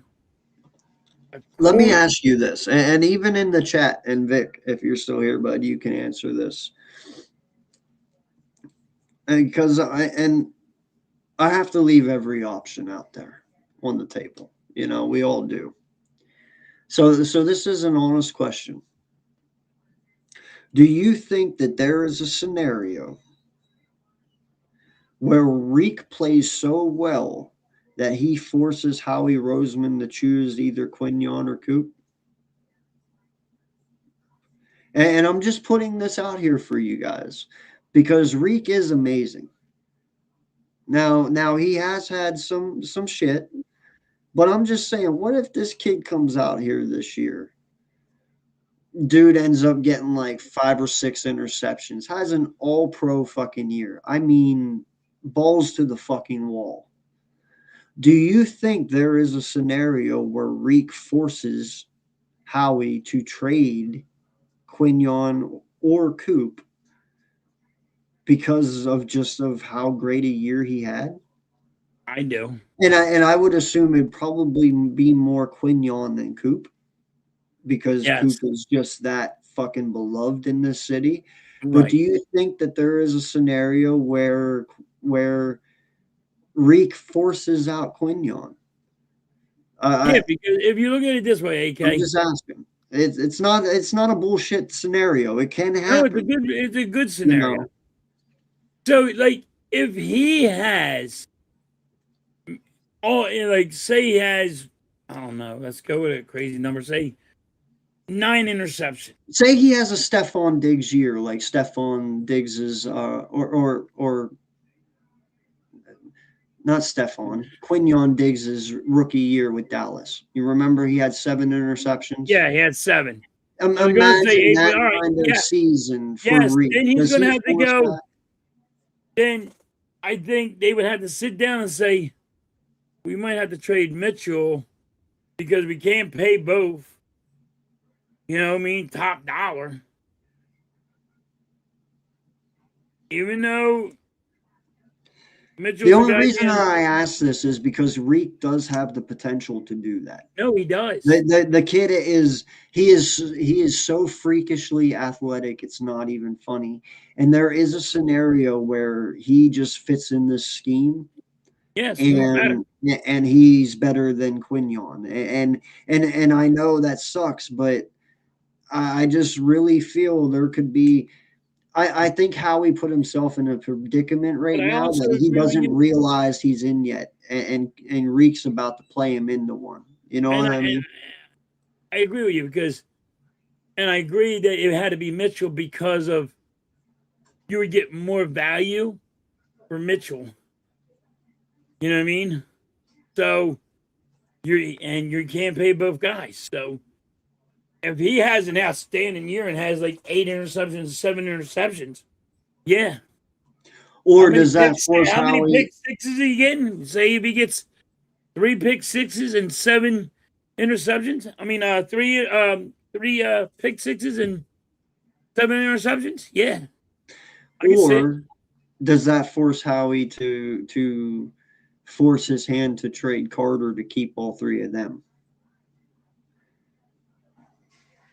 Because ultimately, one of them wouldn't be able to go. You definitely want to keep Carter. You definitely want to keep Quignon. You definitely want to keep Coop.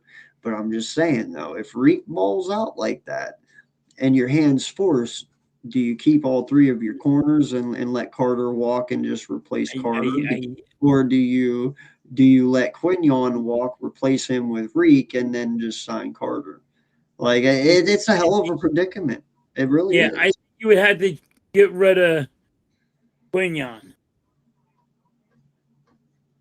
I really do. I think even if because I don't see a scenario where you have 2 like top corners.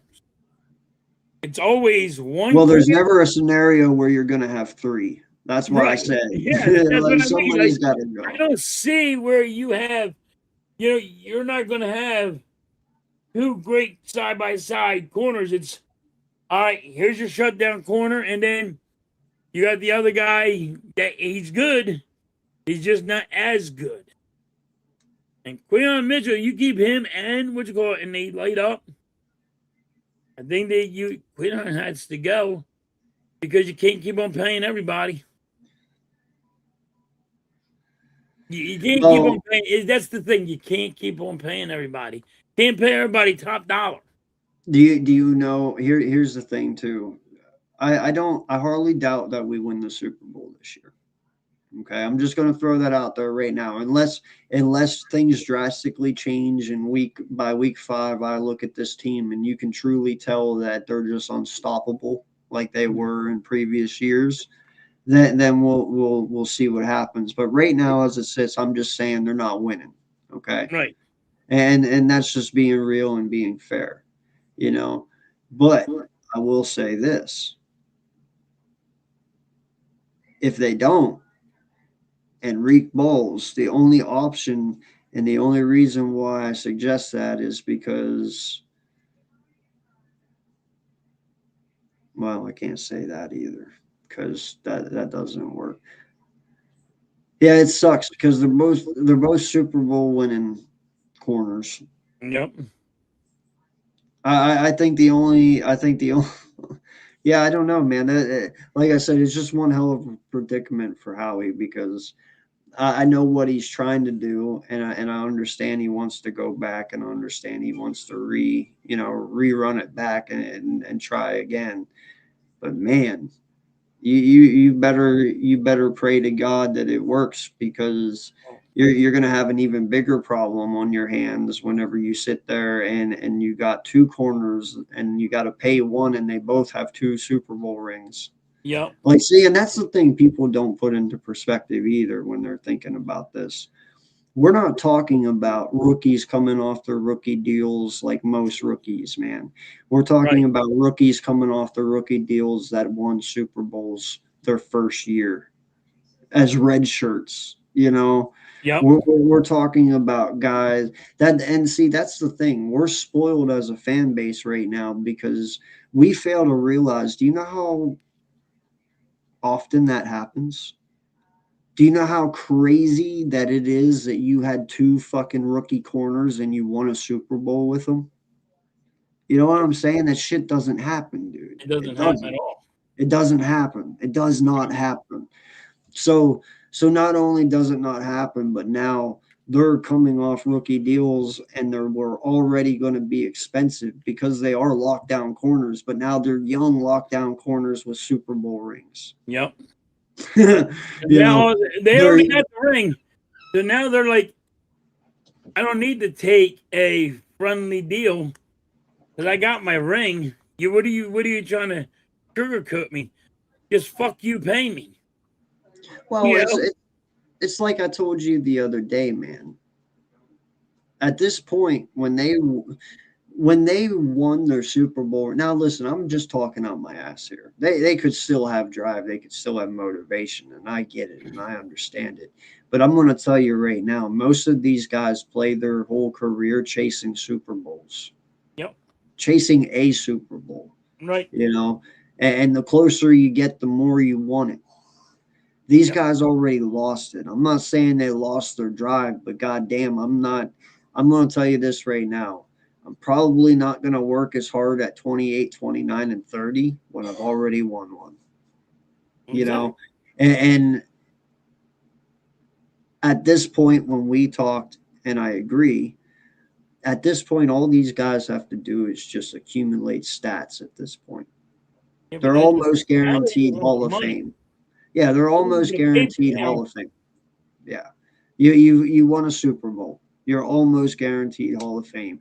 If you can pull off some good stats here over the next 10 years, Coop will be in, Quinyon will be in, all these guys, Carter, Jordan Davis, but the stats have to accumulate with the next 10 years.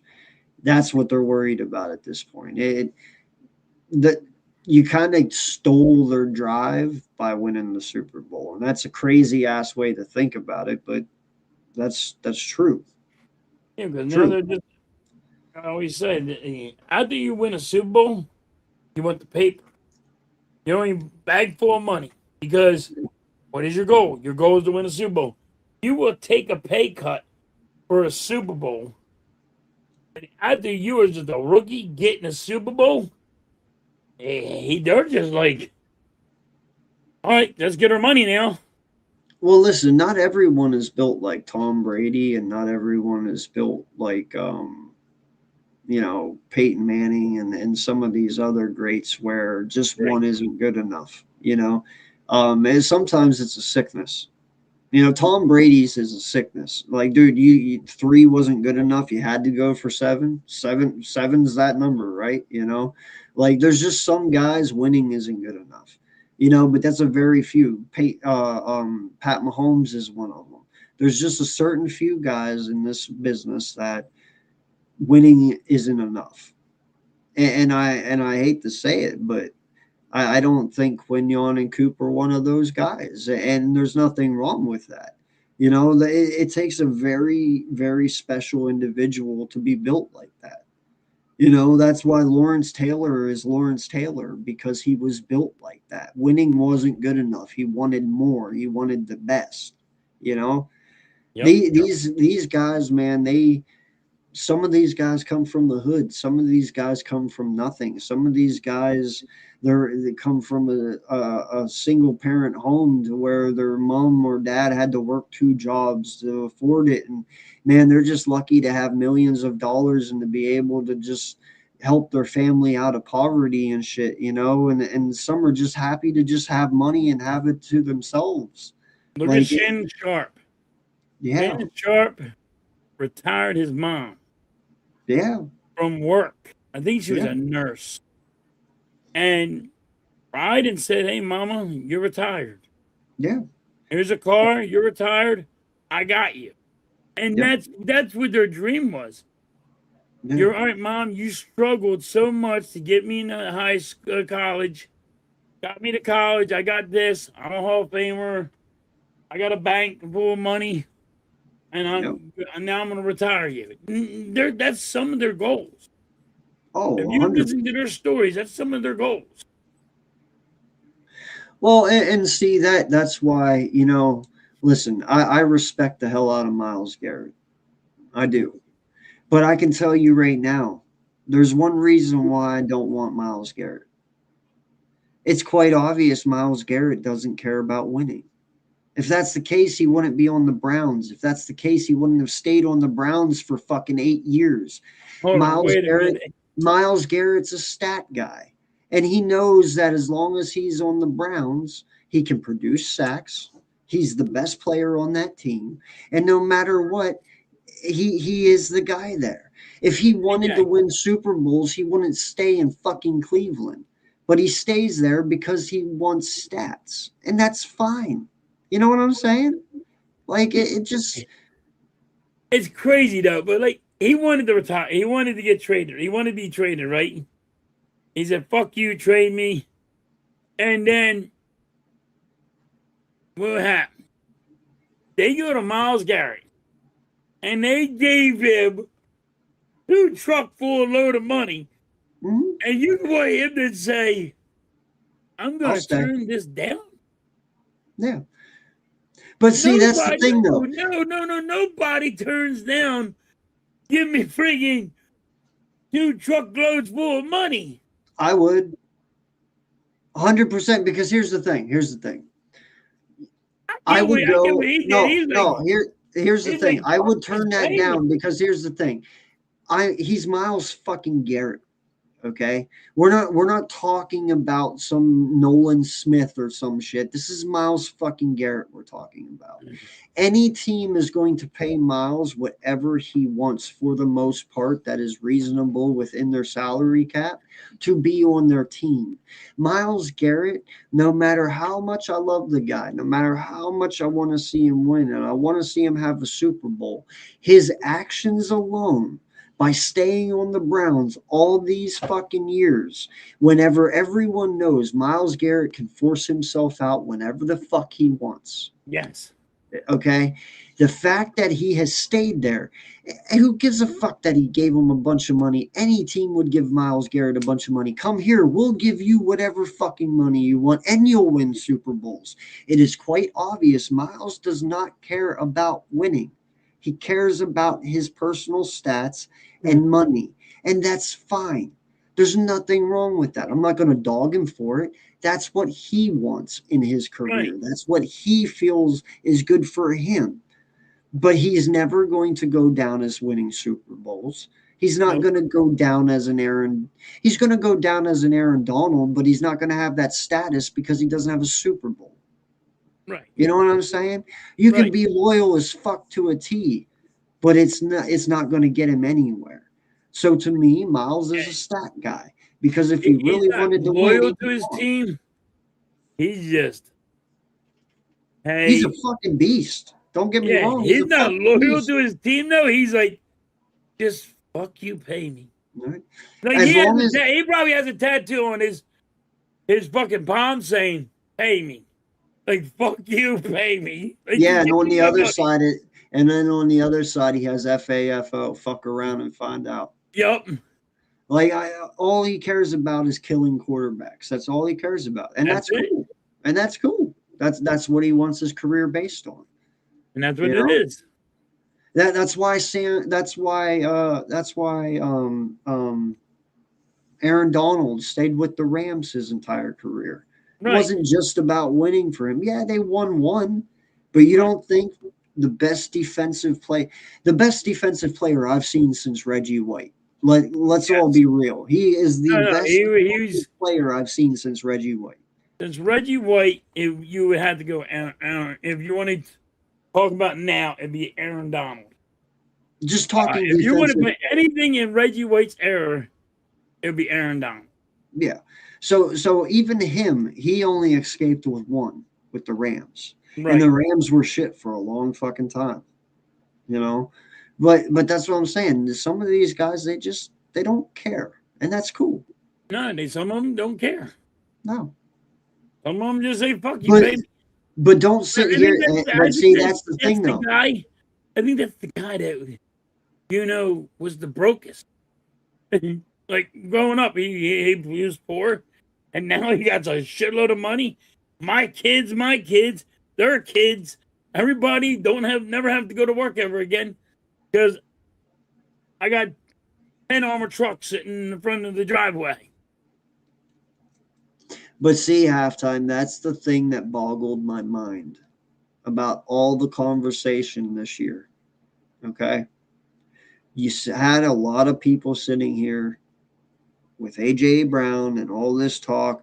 Let's trade A.J. Brown to Cleveland for Myles Garrett. Let's do this. Let's do that.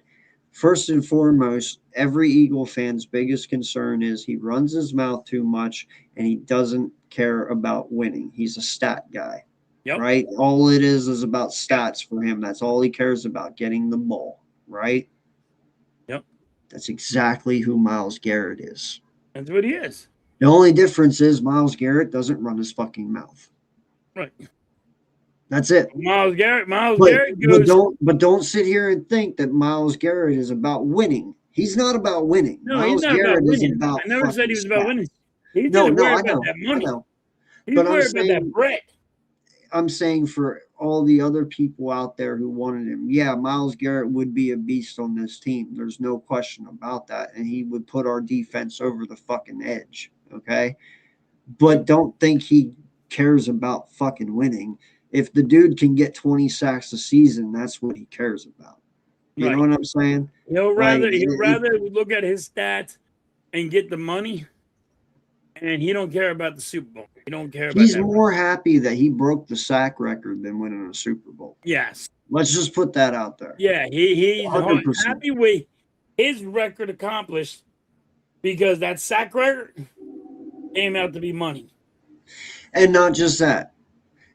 What should have gave it all away is last year, and even I called him an idiot, but now looking back at it, I understand where he's coming from. It's just as bad as when Milton Williams said his payday for New England was better than winning the Super Bowl. Remember that? And Yes. all of us dogged him for it and said, "What the fuck is this moron talking about? You just won the Super Bowl, bro." No, to some of these guys, that $100 million contract is all they came here for. Yep. And that's what they need to realize is sometimes these guys just want the money. They Yep. are one-hit wonders and they're done because they don't care anymore. They got out of poverty or they got out of just being in low class in general, like us. Like me and you aren't in poverty, but we're not fucking rich. We're just Right. we're hanging on by a thread. They were Yeah. hanging on by a thread. They're not anymore. Like sometimes that's just all that it's about. And What was that Eagle guy that we had for like 1 year? He retired because he had a Pokemon card. Remember, for $150,000, he said, "I'm retiring." And left the and left us. Remember what I'm talking about? It was a rookie. He didn't even play. He didn't play one game. I forget who it was. what year was this? Do you know? I can't remember. Was it 03? Oh fuck, you're going that far back. Oh my god. He was a running back? No, I think Oh. he was an offensive lineman. Shit, man, I don't even know. I think That's he was an crazy. offensive lineman, but he got paid, and he's like, "Yo, I got me a Pokemon card," and I think it was a popular Pokemon card. Like he like struck it rich, and he said, "I'm retiring. Fuck this, I'm out." Yeah, I fucked up as a kid. I should have fucked Yeah, up. he got a Pokemon card worth $150,000 or something. He just retired. I mean, that's just hey, and he became like a construction worker or something. Bro, fuck. A construction worker he became. Logan Paul just sold one for like 10 million or 14 million the other month. Yeah. Like that's why I'm saying I fucked up as a kid. I should have gotten the Yeah, I Furbies fucked and up as a kid. Pokemon, man. I had Bo Jackson rookie cards. I had fucking all these rookie cards, and I just said, Dude, me baseball put those cards ain't worth spokes. dick. "Yo, let's Baseball put my cards spokes ain't in here." Brrrr. Fucking asshole I was. Dude, if I knew Furbies were gonna be like a fucking thing where they were gonna be worth so much money, I would Yeah. have bought the original fucking Furbies. I would have bought Pokemon Series 1 back when I was a kid, but I didn't fucking do that because nowhere in my little mind as a kid did I ever think a Pokemon if fucking I card never would be knew worth $1 G.I. million. Joe, fucking G.I. Joe, the guy with the red little rocket on the back, was going to be Right. worth $500,000 with his toy. I wouldn't have opened up the box and lost the rocket. Bro, if I would have even known that fucking that Schwarzenauer sauce from McDonald's or whatever from 1994 was going to be so fucking popular that that a packet of that sauce would sell online for an outrageous amount of money. My fucking aunt, who was the manager, I would have asked for a whole box back in the day, and I would have been like the richest man on earth off fucking Yum. sauce. But no, like there's just so many things that you don't even wrap your mind around from the 90s that is worth so much money these days that it's like, dude, I owned all of that. And I have nothing to show for it. That's what I do. I'm like, dude, I own that toy. You're telling me it's worth this? Yeah, no, it's crazy. You know what I did with that? I took a freaking firecracker to the bitch and blew him up. Oh, God. No, it's crazy, man. Some of the things that are worth money these days. Never saw it coming. And I'm such an idiot for not. Man. They got the last laugh on that one, man. I scratch my head sometimes. I'm like, I own that. I own that. I owned that when I was a kid. You're telling me that's worth that? Yeah. No, it's sickening, man. Honestly. That's crazy. So draft is coming up here very soon, man. Yep. You know, I think we all can agree that there are only a few positions that are concerning. And I wouldn't even say they're like major concerns, but we definitely need to touch them and you know, beef them up a little bit. Edge being one of them, you Yep. know. Definitely need to get an edge rusher. I'm assuming that's probably going to be round one. I swear to God, you draft a wide receiver round one, I might lose my fucking mind. Yeah, I agree with you on that. I I, need a I center. might. I might go. I need an offensive lineman. I gotta get Lane Johnson's replacement. No, I know, man. I mean, we I gotta stop. If listen. I we would lose rather take Lane an edge. Johnson once again, I think I'm gonna put my head through the wall. Yeah, He's but always hurt. I think we go edge first round and then ramble off linemen second and third. You know, take some O linemen in the second and third round, maybe a safety in the fourth. Because we have 2/3, we have 2/4, we have 2/5, and 1/6. So you know you can take a safety there. You can maybe ramble off a tight end in there somewhere. Gotta get a safety too. Yeah, you need pretty much You your got positions of 2/3. need. You go safety and edge rusher. Safety, edge, tight end, and safety, edge, tight end, and offensive line are really the four things I'm looking at in this draft. All right, You so know, this is what we have. AK, you tell me where you're gonna go. You got 23rd over. well, I don't 23rd know. I pick, don't know number if we one. even stay at 23rd. We'll see Huh? what happens. We might move up a little. I think we're All gonna move up depends. to around 18. But I'm going to say edge with round one. I think more than anything that is the biggest need. You go into the season with what we have on the edge right now, I'm worried because we didn't create really good pressure last year. Yeah, our defense was solid, but we all agree our edge was lackluster at best last year. You need a little beef in there. We I need would to. go. I got to go offensive line just because of Lane Johnson and the other guy that was going to retire, but they just decided to pay him again. I don't get that. So I'm worried about them retiring, and we have nothing behind them. So that's why I want to go offensive lineman. Who was the other guy that was trying to retire? That was Dickerson. Dickerson. Yeah. So Dickerson is, anyways, always hurt anyway. You got to have somebody to replace one of them guys. Can't Yes. keep on going, hey, just throw money at them and I'll keep on playing. Lane Johnson's been here for a long time, and he's getting ready to call it quits. He got 2 Super Bowls. What does he need to do? What does he Yeah. have to prove? He's a Hall of Famer, Yep. you know? So I got to go offensive line on that. What are you Okay. doing at number 2? Well, at number 2, like I said, I'm either probably going O line here, like you said, whether it be guard or tackle, you know, best available, or if there is a tight end available here, I would not mind taking a tight end and getting Dallas's replacement. You know, I'm not comfortable going in with Calcaterra and them all. I don't even really care for the guy from Jacksonville. Yeah, he's a great run blocker. Whoop-de fucking do. Don't care. You know, yeah, we run the football, but we ran the football well without him. We'll run it well without him now. You know, I think you have to get a tight end in this draft. You have to. I do not like the depth at all when it comes to our tight end room. If Dallas goes down, that is a very big void to fill. Yes.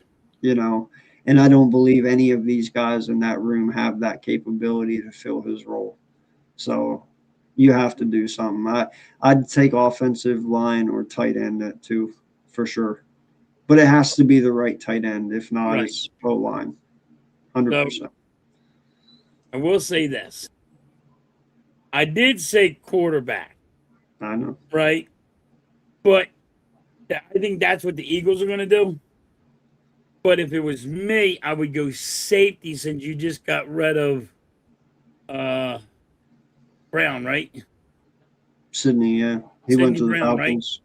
Yep. So I would go safety because that's a big question mark right Yeah. now. No, definitely.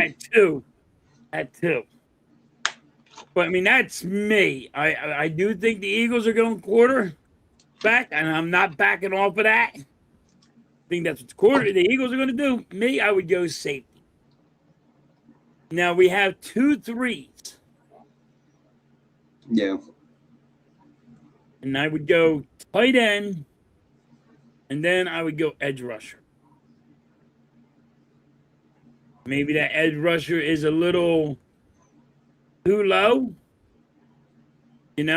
but that's where right now I would go because I think a safety is more important than the edge rusher since we don't have one. Well, didn't they bring Epps back? Did they? Oh yeah. They did bring Epps back. Yeah. He I mean, wasn't- granted, that's not like fantastic, but he's not bad. He's definitely not bad. Yeah, definitely. What's going on, Mitch? How you doing, brother? Definitely make sure you guys tune in tomorrow morning at 9 a.m. Patterson Sports Show is going to have Hollis Thomas on as their special guest tomorrow morning. So if you guys are Eagle fans, which obviously you are if you're watching the show, and you want to hear Eagles legend speak, Hollis Thomas will be on the network tomorrow morning at 9 a.m. So make sure you check it out. But yeah, no, round 3, man, for me.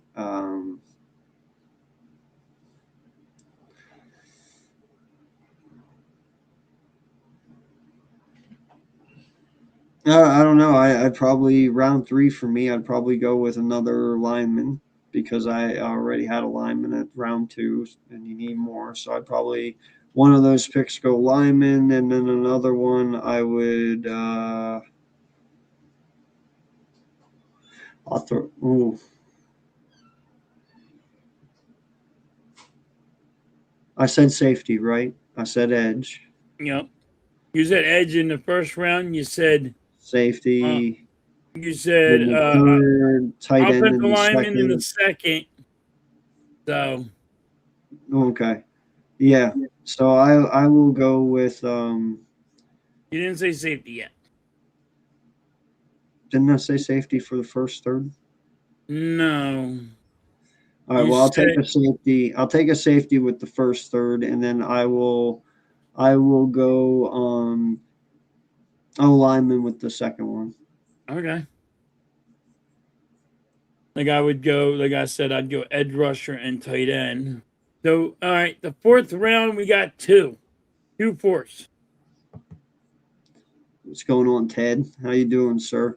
And yeah, no, definitely like the trade, bud. I think it is a good depth piece. I think it is a solid 3 behind AJ and Smitty. Definitely makes me scratch my head though, because that's not a very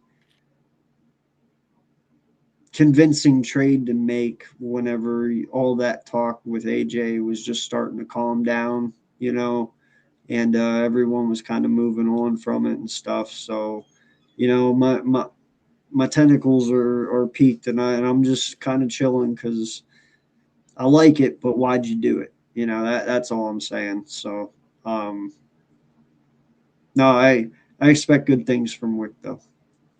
I like it. Yeah, and like I said, he's a good slot receiver, and he's a good route runner, and he got good hands. So Yep, and an upgrade young. from Hollywood.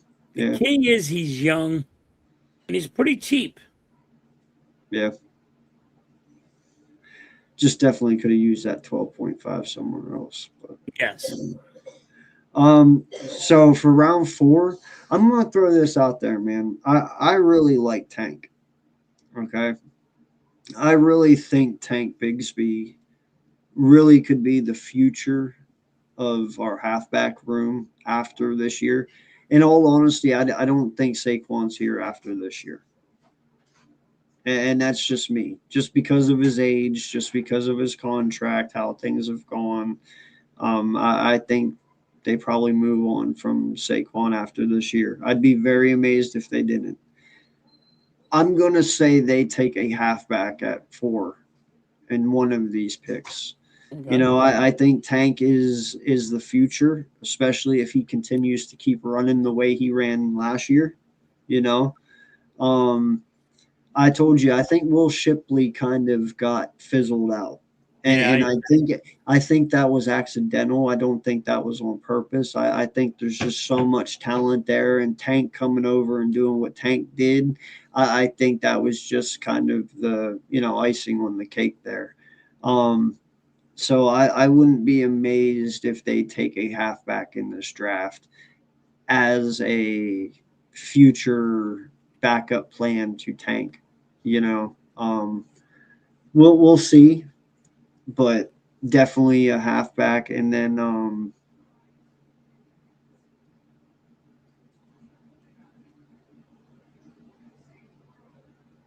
I, I I don't know, man. I think you can easily double dip at safety this year. Yeah.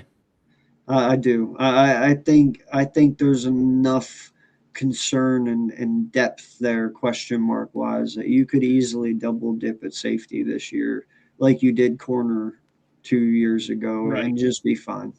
And So that's where I was going to go with. I was going linebacker in my first 4, and my second 4 was going to be another safety yeah, because we are very short at safety. I do think Will Shipley will be traded for like maybe a 6th round pick, um, or maybe a 7th round pick. I think he's going to be traded you mean this year. during the season?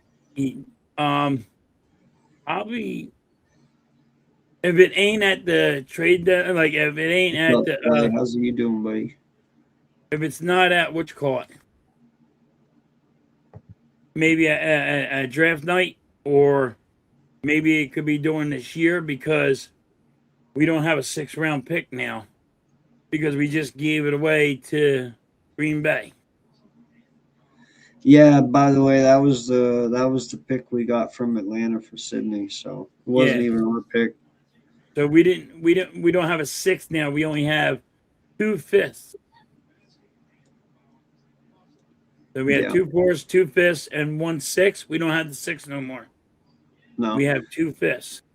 Yeah. Now we're just sitting with 1 first, 1 second, 2 thirds, 2 fourths, 2 fifths, which is fine.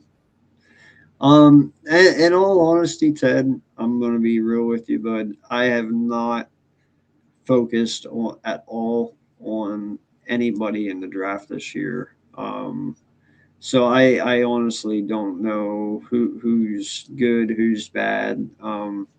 I've paid way more attention in previous years, so I don't have that on the top of my head. Um, but I do trust Howie for the most part. You Oh, know, I trust Howie. yeah. Well, And how is listen, I say that with a grain of salt because we had a few bad years there with him. You know, he Yes, has yes, we turned the have. corner, Umbrella but Man. yeah, We could have got Jefferson, and he said no. We're gonna go with yeah. Like we have turned the corner, and I respect the man, and I think he will lead us in the right direction. But he does tend to go a little crazy now and then. So yes. we'll see what happens. But no, I trust him. I trust Vic and knowing his scheme and who he needs for his scheme. I trust these coaches for the most part. So we'll see what happens, man. They have a plan. I think they're going to stick as close to that plan as they can without veering away from it. Howie's been more patient in the drafts recently. You know, he hasn't been aggressive. He's let players fall to him the last 2 years, you know, so we'll see what happens. I'm very interested. I think it's gonna be a good night, you know. I think people will ultimately get what they want, you know. But we'll see. The draft board has just gotta fall in the right place, you know. Rant rave for Phillies. Hmm. Did they lost lose? again. They Oh, lost geez. again. Uh-oh. Oh boy. Well, listen, man. What do you Good expect? Star It's the Wars. Phillies, guys. Come on. Now, listen. If you have watched Phillies baseball, I have watched the Phillies baseball since 1988. You know, I got to see so many games in Veterans Stadium. I got to see John Kruk. I got to see all the guys, man. And I'll tell you, the one thing I learned about the Phillies over the years is you got to wait till the end of the season. You damn sure cannot sit here and pinpoint them down before All-Star break.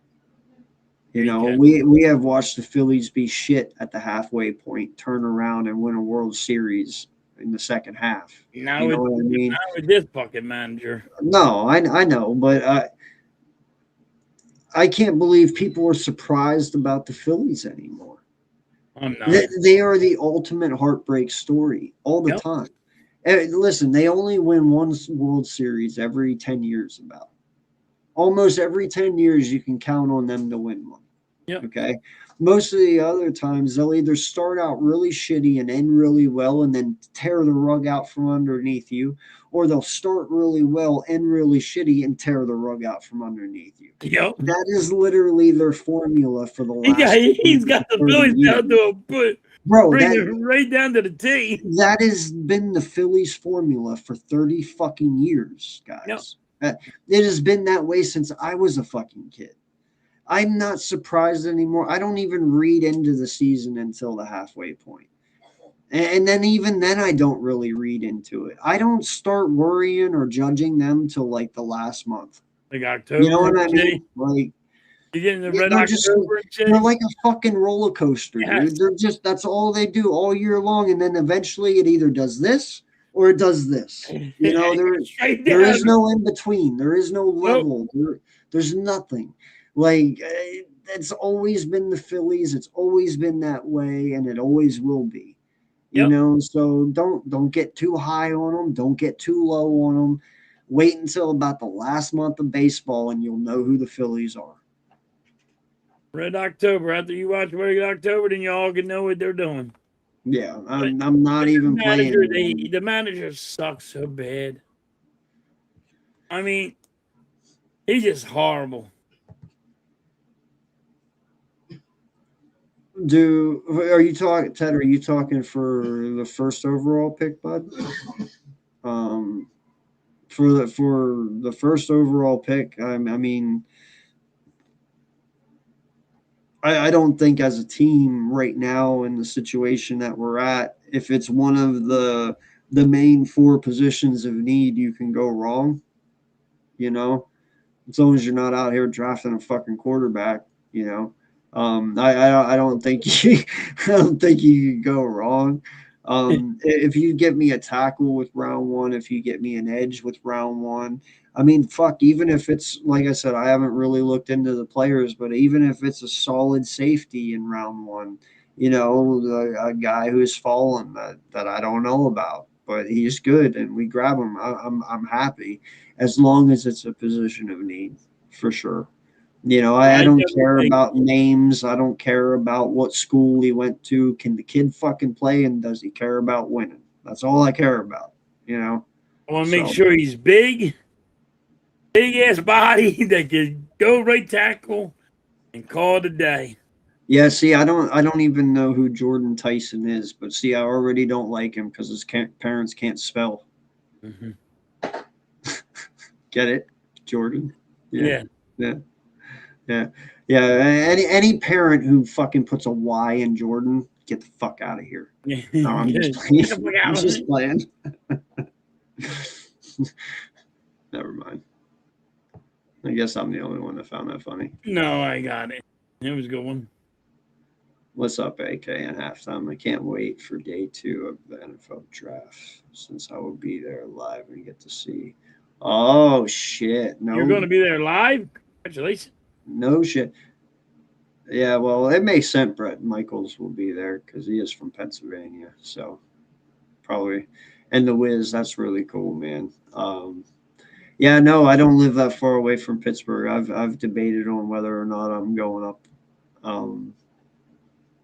don't know. Me You and can my go brother, there. we talked about it. We talked about going up and then just walking Hey, I'm around. going to let you know now. I kicked myself in the ass that I didn't go. Because it's one of my favorite things I would want to do on my bucket list, and I didn't do it. I'm not gonna lie. If I go, bro, it's gonna just be for the food because there's a lot of good food in Pittsburgh. Not Yeah. even gonna lie. So that would be why I go up because I love to eat. So, but no, I'm with you. I would love to experience the draft. I If you don't even can do it, necessarily have to do go in, and see all that I had shit. to work that day, so when I got home, it was late, and I was like, "Fuck it." And yeah, no, listen, that's the other reason why baseball for me is just so long is because they play like 180 games, don't they? Yeah, 166. 160, 166. Yeah, something like that. Oh wow, Fucking weird ass number. it's I a know. weird number. Yeah, that's a weird It's number. weird I thought ass it was number. like 180. But There's so many fucking games. It's after Yeah. 100, you're like, "Fuck this." yeah, man, no, I know it's a lot. It's just the Phillies became a pattern over the years, man. And I noticed the pattern as I got older, and yeah, the Phillies are actually why I don't care so much about baseball to begin with, man. In all honesty, if you want to be real about it, dude. Because there has been so many times that our teams that we've had over the years should have actually won and they didn't. Whether When egos Toronto got beat us in the World Series, and Mitch Williams right, gave up like a home run. whether it was Times people want to egos put their that head through the wall. right, whether it's egos that got in their way or just shitty coaching at the end or whatever the fuck it may be, dude. There's just I could sit here and probably think of 7 titles they should have had in my life. In the last 40 years, at least 7 world titles they should have won that they didn't. You know what I mean? Yeah. Like, and that sucks. So they got to get rid of the bye week in baseball. It should end in October, not November. Yes. I can deal with that. First and foremost, you got 100 and some odd games. Why the fuck do you even have a bye week to begin with? Nobody knows. It's dumb. They got to catch up because there's some people that are behind, some people are 2 ahead. Dad, the Flyers don't suck. They're going to the playoffs, you little shit. Are they really? Yeah, Wow, that's the first time in how long? a long time. A long fucking time, right? Yeah, a long time. I'm getting old. Yeah, no, I'm just happy for them on that alone. That's a victory for the Flyers. He's in me. itself. And congratulations, Chad. All seriousness, I know I joke with you, but your Penguins made the playoffs and nobody thought they were going to because of how young your team is. But congratulations. Do they even have Crosby anymore? Yeah. He's He's still with the Penguins? Yeah. Ain't going nowhere. Isn't Todd he still old? delivered. First round is going to be right tackle. I didn't say that, Teddy. That guy did. over Hold there. on. Yeah, In that the fucking second guy. round, the Eagles will draft a quarterback, damn it. I'm Dad, just I'm saying. telling you, it's going to fucking boggle people's minds. They're going to be pissed. I don't understand. Are you saying that to get He's under trying my to get skin? under your skin, fuck with you. It You don't doesn't like the name because of the Y? matter. Doesn't matter, Slay. You're the college guy. You know I'm fucking right. It's still weird to put a fucking Y in Jordan. And in fact, you put 2 fucking Y's in the kid's name. That's fucked up just alone.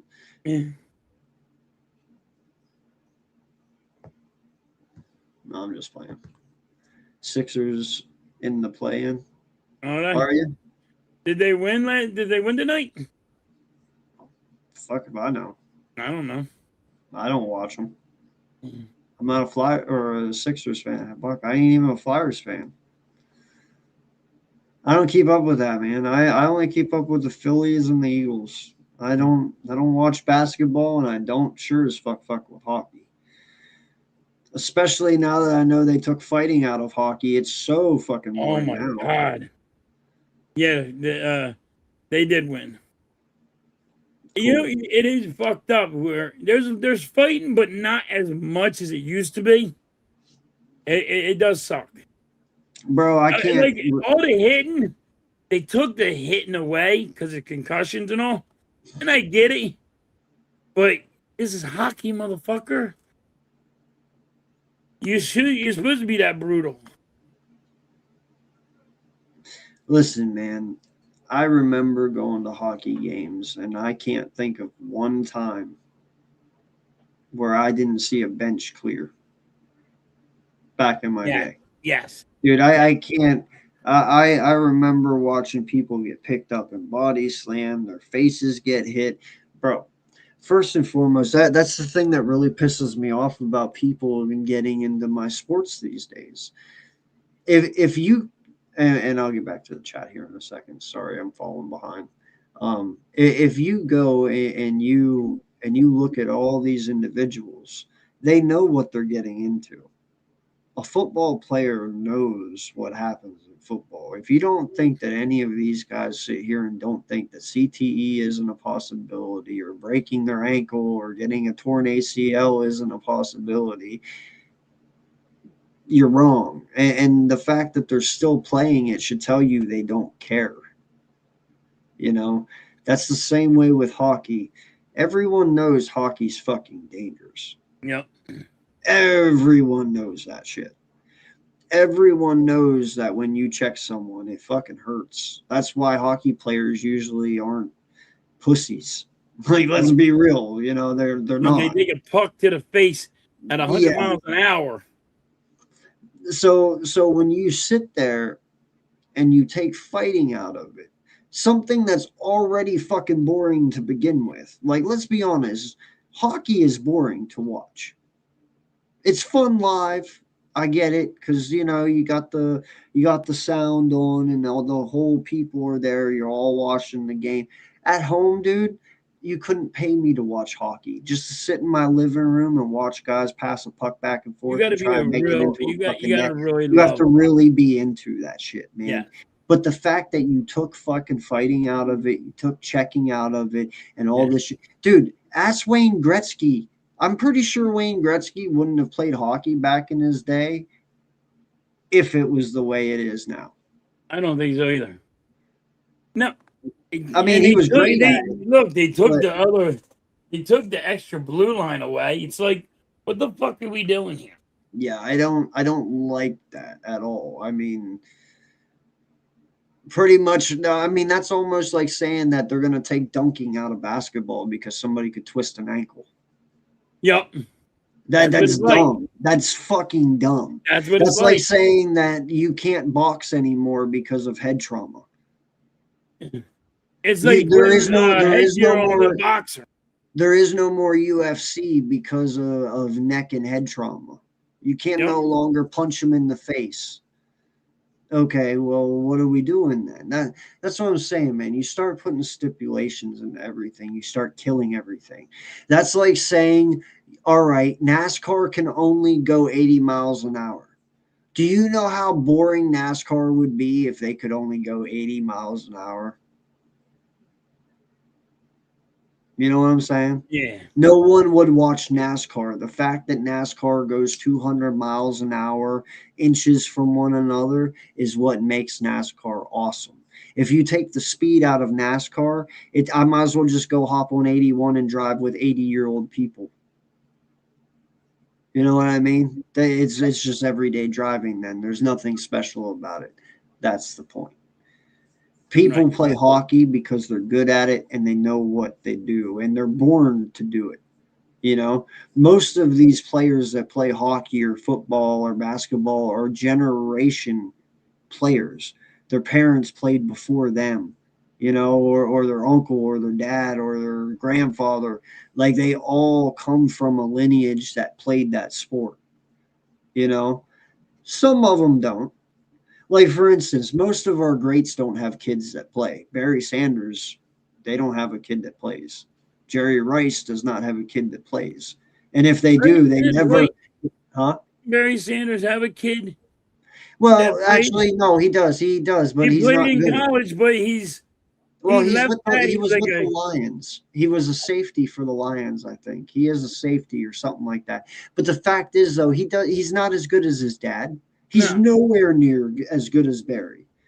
So these kids don't live up to their parents, right legacy anyway. legacy. Yeah. Shadur is nowhere near Dion, at least yet. So Trotter that's my Jr. is point. nowhere like his dad. No, Yeah. there's a reason there isn't a Terrell Owens Jr. There, there's a lot. So my point to it all is when you start fucking with the games, you start losing legacies. So that's all I'm saying, man. Is there's a lot of history behind these games. When you change them, you lose that history. Are we just going to go to flag football here soon? Just get rid of football in We better general and just not. go to flag? We better You not. know, I hope not either. But that's the way we might as well start We go going to here flag soon. football. I'll stop watching. I would too. I'm not even going to play, dude. If they go to flag football, I'm done watching football. I am not watching football anymore. If they And go it's to not flag the football, I'm reason not that you watching. went to flag football. It's the reason that football no longer is football. Lane Johnson, yeah, that's trippy to think about. That dude was a quarterback Yeah, at one he was a time. quarterback, moved to, and he said, "I'll be a right tackle," and got freaking just started Shit's eating. crazy, man. He's one of the best tackles to ever play the game, and he He's started a out as Hall a of quarterback. Famer. Oh hell yeah! You are definitely right on that, Ted. Who's a wide receiver from Arizona State? Oh, Jordan Tyson. Yeah, Yeah, no, like I said, Slay, I really haven't checked into these guys, man. So I don't know much about them this year. But in all honesty, wide receiver is not somewhere I'm looking at going anywhere right no, now. you're not getting a wide receiver in the Um, first round. AJ Brown ain't going nowhere. I mean, unless Howie pulls exactly the same trade that fucking Tennessee pulled when we got him, Right. I don't think so, man. I And just like I said, you gotta have something worth the penalty that you're gonna take. plus I'm gonna tell you this right now, man. If that's his fucking job, like let's be real, people. If Howie Roseman makes that trade, his job is on the line. Just like Tennessee's GM's job was on the line. Yep. If Howie Roseman trades AJ Brown and picks up Jordan Tyson, and Jordan Tyson ends up becoming Traylon Burks, Howie's fired. You can't trade away an elite wide receiver like that, him go on to play bigger and better somewhere else, and we're stuck with another Traylon Burks who can't get 1,000 yards. That's Yeah. Howie's job. I don't think Howie's doing that. I I don't don't. think Howie's jeopardizing his future over one player. I just don't see him doing that. And listen, Jeffrey Lurie says it all the time. He loves to score. He loves the throwing. He don't like the running much. He likes to throw the damn ball down the field. Which makes no sense because we've always been a run-first offense. I know. It don't make no Always. sense. But he says it. He says it all say the time. we're- I'd rather chuck the ball down the field. I like it because it gets everybody pumped up. No, you running 60 yards gets us pumped up too, damn it. Dude, I'm telling you right now, even when we won the Super Bowl, we were run first. Just 2 years ago with Saquon. There's a reason that's why he had over 2,000 yards rushing. Yeah. Like, dude, we've always been a running back by committee, run first team. Yes. We've Their never had a offensive line is so dominant. good. We've never had a dominant halfback until Saquon. We've always ran with a 2 halfback system. We always had Westbrook and Buckholter, you know.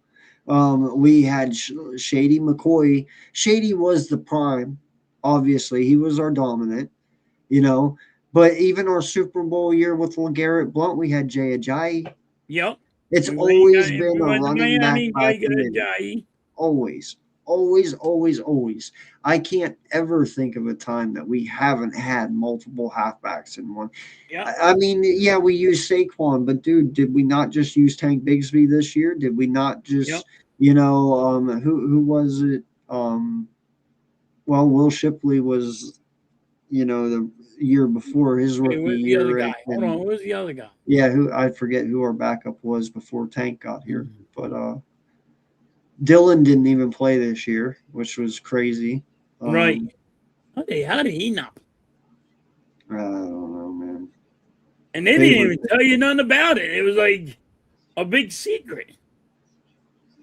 Favorite, dude. I've told you. I believe there's sometimes players it's favoritism. And there's sometimes we've got rid of players that have went on and done other things, and we've kept the other players that haven't done anything, and it just feels like certain times there is favoritism with these coaches and these teams, and not just ours. It's every team. Every team plays their favoritisms, but this is one of those drafts where it's cool. I guess you might not remember this draft 5 years from now. Yeah, I don't know, man. I can't even how really he's say. gonna do. How he might make it where it's memorable, right? He might make it rememberable. You might trade, get a blockbuster trade going on. You never know. Yeah. No, yeah, I'm still debating yet, Chad. Even if I go, I might not even get a pass to go in. I know there's a I'll lot be of honest stuff. with you, AK, you should do it. Because I kicked myself in the ass for not going. Well, I definitely want to go up and like walk around and check the outside activities out, and all the crazy things they do, because I know they do a bunch of events and stuff.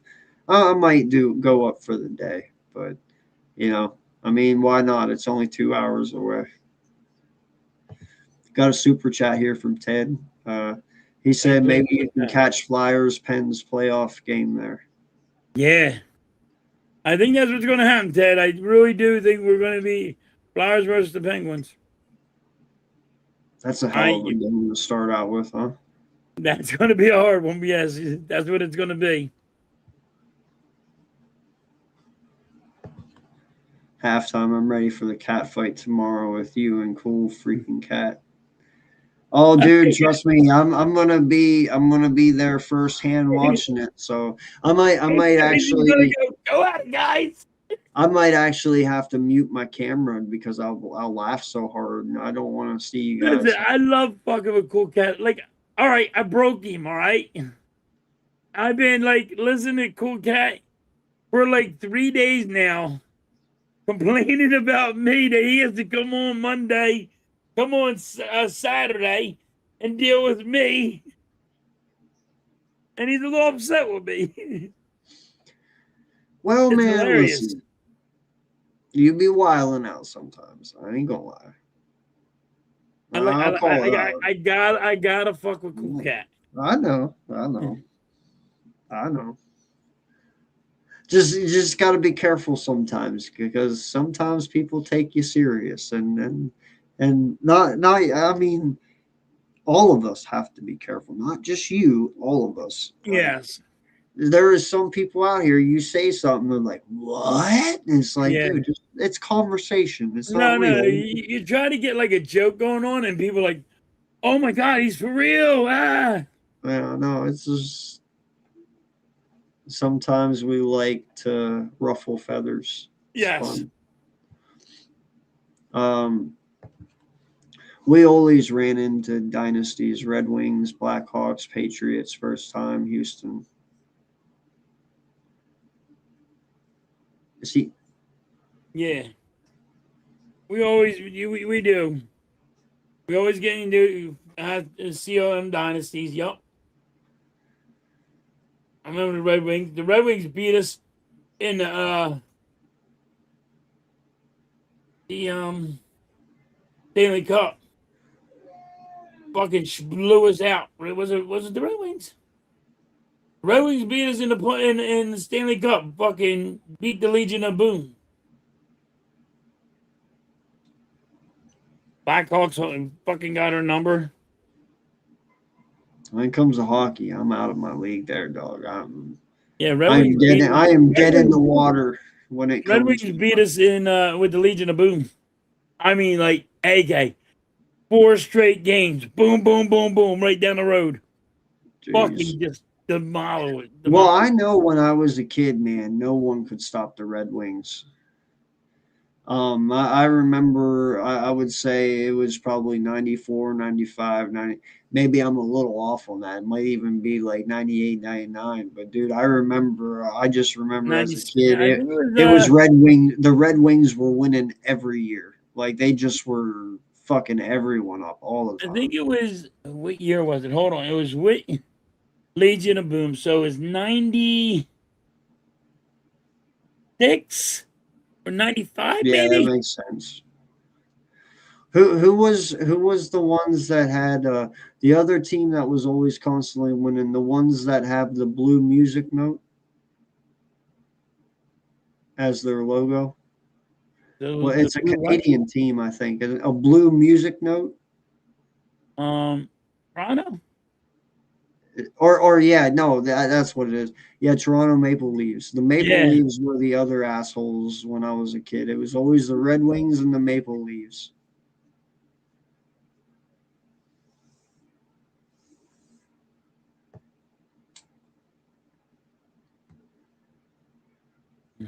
Last time in the COVID bubble. Yeah. Yeah. Metropolitan was stacked. Man, we are so far behind. I'm confused We on what are. I'm reading now. Yeah, Yeah, he said, yeah. He said, yeah, smoked Indy. Yeah. Fights are breaking out nonstop in NBA games lately. Whole team, it's like the 80s. Hey, man, listen. Hey, a good fight will get a crowd going. Listen, man, you bring some checking and some clotheslining back to the NBA. You might bring me back into watching some games. You know. If you had After all, we are from that. Shaquille O'Neal and Charles Barkley would go at it. That shit was funny.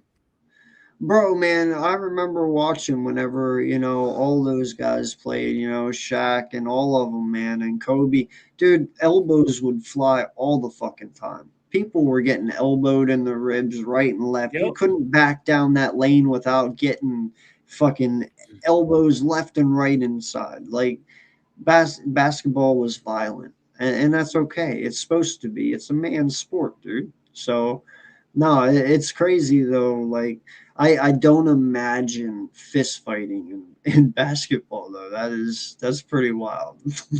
Yeah, fucking Charles Barkley and fucking Shaquille O'Neal used to go at it. Oh, dude, they used to. They used to throw the basketball at each other. Like, I'll kill you. Dude, listen, first and foremost, if you're not getting pissed and fighting in sports, you ain't doing it right. There's a competitive nature to this shit. Yep. People get emotional. Dude, there's so many times I got emotional during games. And then after the game's over, you go back to being friends. It's just that competitive nature. Yep. You know, as long as you don't say anything to push it too far to where your friend's like, fuck you, man, you're good. You know, I'll never forget I got kicked out of a game one time for breaking some dude's nose. But I'm a small guy. And that shit happened. Yeah. Man, I took my fucking palm and went to hit the basketball. I palmed his nose. I smashed it. I destroyed him. Like his fucking nose was shattered. He blood all over the place. Oh, dude, I broke someone's nose before going up for a rebound. And when you come down, your elbow comes down and they're just there. Yep. You know, it's not intentional at all. You know, but their face just is in the wrong spot at the wrong time. And my elbow met it and it snapped and broke his nose. It happens, you know. Dude, I can't tell you how many fingers I've stoved going up for rebounds, you know, and you'd have another player on another team either go to swat the basketball or something, and your hand's just there and the ball goes right into it and you jam your finger back, you know, like so many things happen. You can't control it. It just is what it is. It's fuck it. Chat, place your bets. Who is going to win the cat fight tomorrow on Good Morning Wake Up halftime versus Kitty? I was told to be nice to Kitty Cat because I broke him. Well, listen, I was told not to fuck with him. Just let it go. No, I will be 100% honest with you, man. Unless I hear the guy say, fuck it, trade him, you haven't broke him. When he says fuck it, trade him, you broke him. That's whenever I'll be like, all right, enough's enough. The Kitty's 9 lives are over. You've won. But he says it's time to fire Topper and Kevin. You want to fire Kevin Long? You got to fire freaking goddamn Rob Thompson first there, buddy. He's the problem. Is that Flyers or Phillies? That's Phillies. Okay. They lost tonight, so. And you want to fire people and it ain't even through month 2 yet? They're 6-7. They're at 13 games right now, and we can't hit the fucking baseball. It's the fucking Phillies, guys. They're 6-7. Who gives a shit? Like I said, they just started. Who gives a fuck? I know. You got over 100 in some of my games. They already want to fire. Listen, I've been saying this for fucking 4 years now. If they were 0-13, I'd give you a leg to stand on here. But be happy they're 6-7 being the Phils this early. I don't know, man. I don't necessarily agree with everything the Phillies do either. And I honestly think I could do a better job sometimes with them than what they have. But I will be honest, it could be a lot worse. I just wish they'd get their shit together. Well, yes, you're right. It could be a lot worse. I just wish they'd find consistency, man. You know, and be able to win a little more. Right. Like, dude, you can't tell me over the last 30 years you guys have not learned anything as an organization. That you need a good bullpen, that you need good bats, that you need good players, that you need, you know what I'm saying? Like, you were the manager. You knew that? Oh my God. You like, win. dude, we have had Philly teams where we've had really good pitching one year, but we didn't have the bats to back it up, or we've Right. had the bats and not the pitching, or we've had all the whole offense but not the defense, or the whole defense but not the offense. You didn't learn anything in 30 years to wrap that all up into one to be consistent for fucking 7 years straight.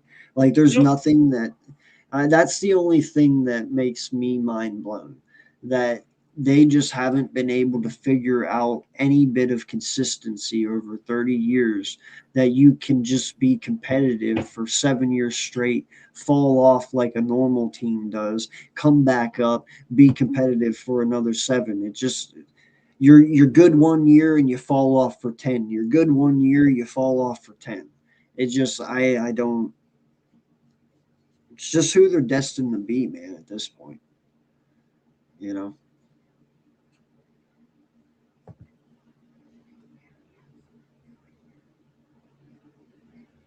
He said none of that's true, that fighting and checking is. Well, I have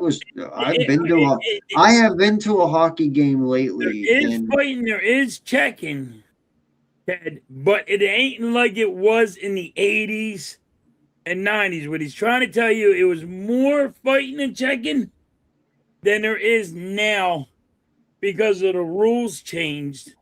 And well, you're not allowed to do that. what I saw with the fight is when a fight broke out, instantly it was broken up. They didn't Yeah, allow them to even start. The referees attack it, not Yeah, like they didn't allow it to even start. And this was just not last like year. back in the 80s and all that. Yeah, this was just last year when I went. And that's Yeah. what I'm saying. And they broke it up instantly.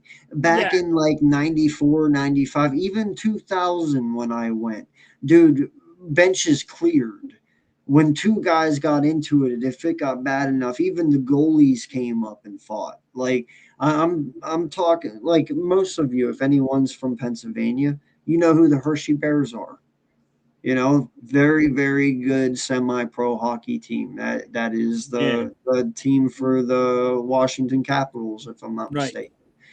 Very good team. They have rambled off multiple fucking wins in for Pennsylvania the last 10 years, multiple championships. And I'm telling you, man, I went to a game and they didn't let them fight. They didn't let them.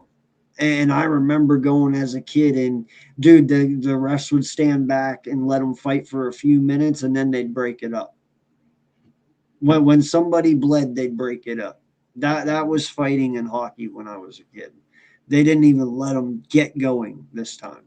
So that's what I'm saying. Like they do allow checking. I did see, but I've noticed they don't hit them as hard as they used to. Like, dude, I remember as a kid when people they won't hit them as hard. Yeah, I remember. It ain't like the bullies back in the day and shit like that. There is change. Yeah. No, I remember back in the day, man, when somebody checked you into the glass, that shit echoed through the fucking arena. Yes. You know, it echoed and you heard it. It didn't feel that way. It didn't. Boarding, by the way. Yeah, you're not allowed to do that. Right? And that's what I'm saying. Like, and that took hockey away from me. Like, listen, it's a dangerous sport.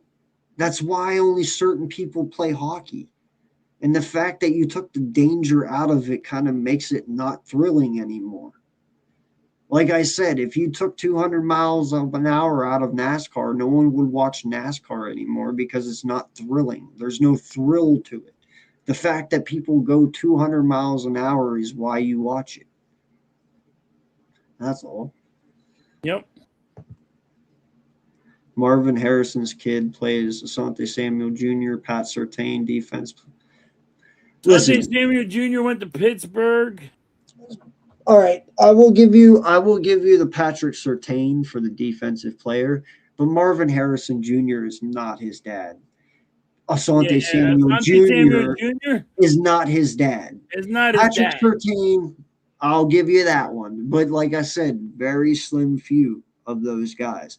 But Harrison, first off, Marvin Harrison Jr. needs to get out of Arizona and on another team before I completely count him out. I think Arizona is killing Marvin Harrison. No, I don't think he's bad. Yeah, I don't think he's a bad player. I think he's just killed because he's where he's at. That- Asante Samuel Jr. showed a lot of promise in the second half of this past season with Pittsburgh.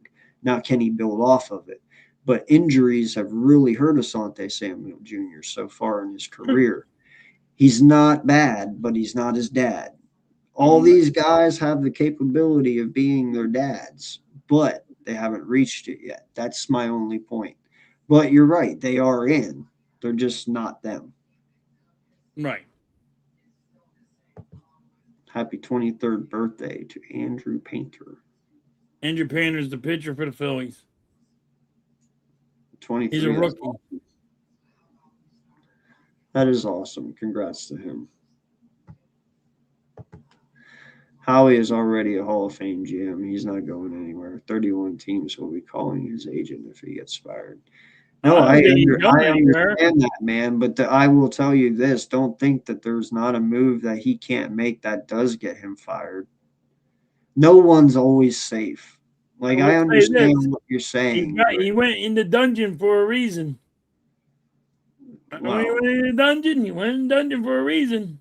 That was. Now, he might have came back out of that dungeon fucking pissed off. And, you know, he's doing good, but yeah. You know, he does make some stupid bonehead moves. But no one's always ultimately safe, man. You know, it only takes one wrong move for ultimately it to end. You know, and like I said, no one saw the GM of Tennessee getting fired until he made the AJ trade. And then when that ultimately blew up in his face, he got fired. And well, everybody started laughing like, yo, he's going to get fired. You don't think if Howie would make that trade in 2 weeks from now and he trades AJ away and AJ goes and has like a 1,500 yard season and makes the Super Bowl this year while we're sitting on the sidelines, you don't think that wouldn't ultimately force Jeffrey to rectify a certain, you know, thing just because of that move? I do. I would, no matter how much I love him, no matter how much I think of him as a son, I would have to rectify that decision a little bit just because you did that. And I think that's fair. I think half of Philly would want his head for him doing that. And that's just being real, you know. I get he's a great GM, but you can't make moves like that and expect to not have consequences. That's all I'm saying. And yes, Kenny Gainwell was a steal. I like Kenny Gainwell. He was very good depth. He was a good change of pace halfback. Yo, what's going on, EC? How you doing, buddy? What's good, EC? 1997. Was 97? All right. Yeah. I was close. I said, what did I say? 96, 95? Yeah. No, in all honesty, man, you want to know who my favorite Flyer player is of all time? Ron fucking Hextall. Oh, yes. Ron Hextall was my favorite Flyer of all time, and that's only first goalie to ever score a goal in the playoffs. Dude, he is the first goalie that I ever saw that loved to fight. Yep. I never watched a guy leave the net before just to kick someone's ass until Ron Hextall. I loved his mentality. I loved how he played. He was just angry. He was fucking angry, and I loved it. My biggest memory of it is he used to slash people with his goalie stick in the back of the fucking legs. While they come by, wham, he just slapped him. Oh, dude, he forced you to get pissed. I broke everything. Dude, he forced you to get pissed. He forced you to get pissed, yo. Bro, he would do it so you would fight him. Yep. He wanted you to fight.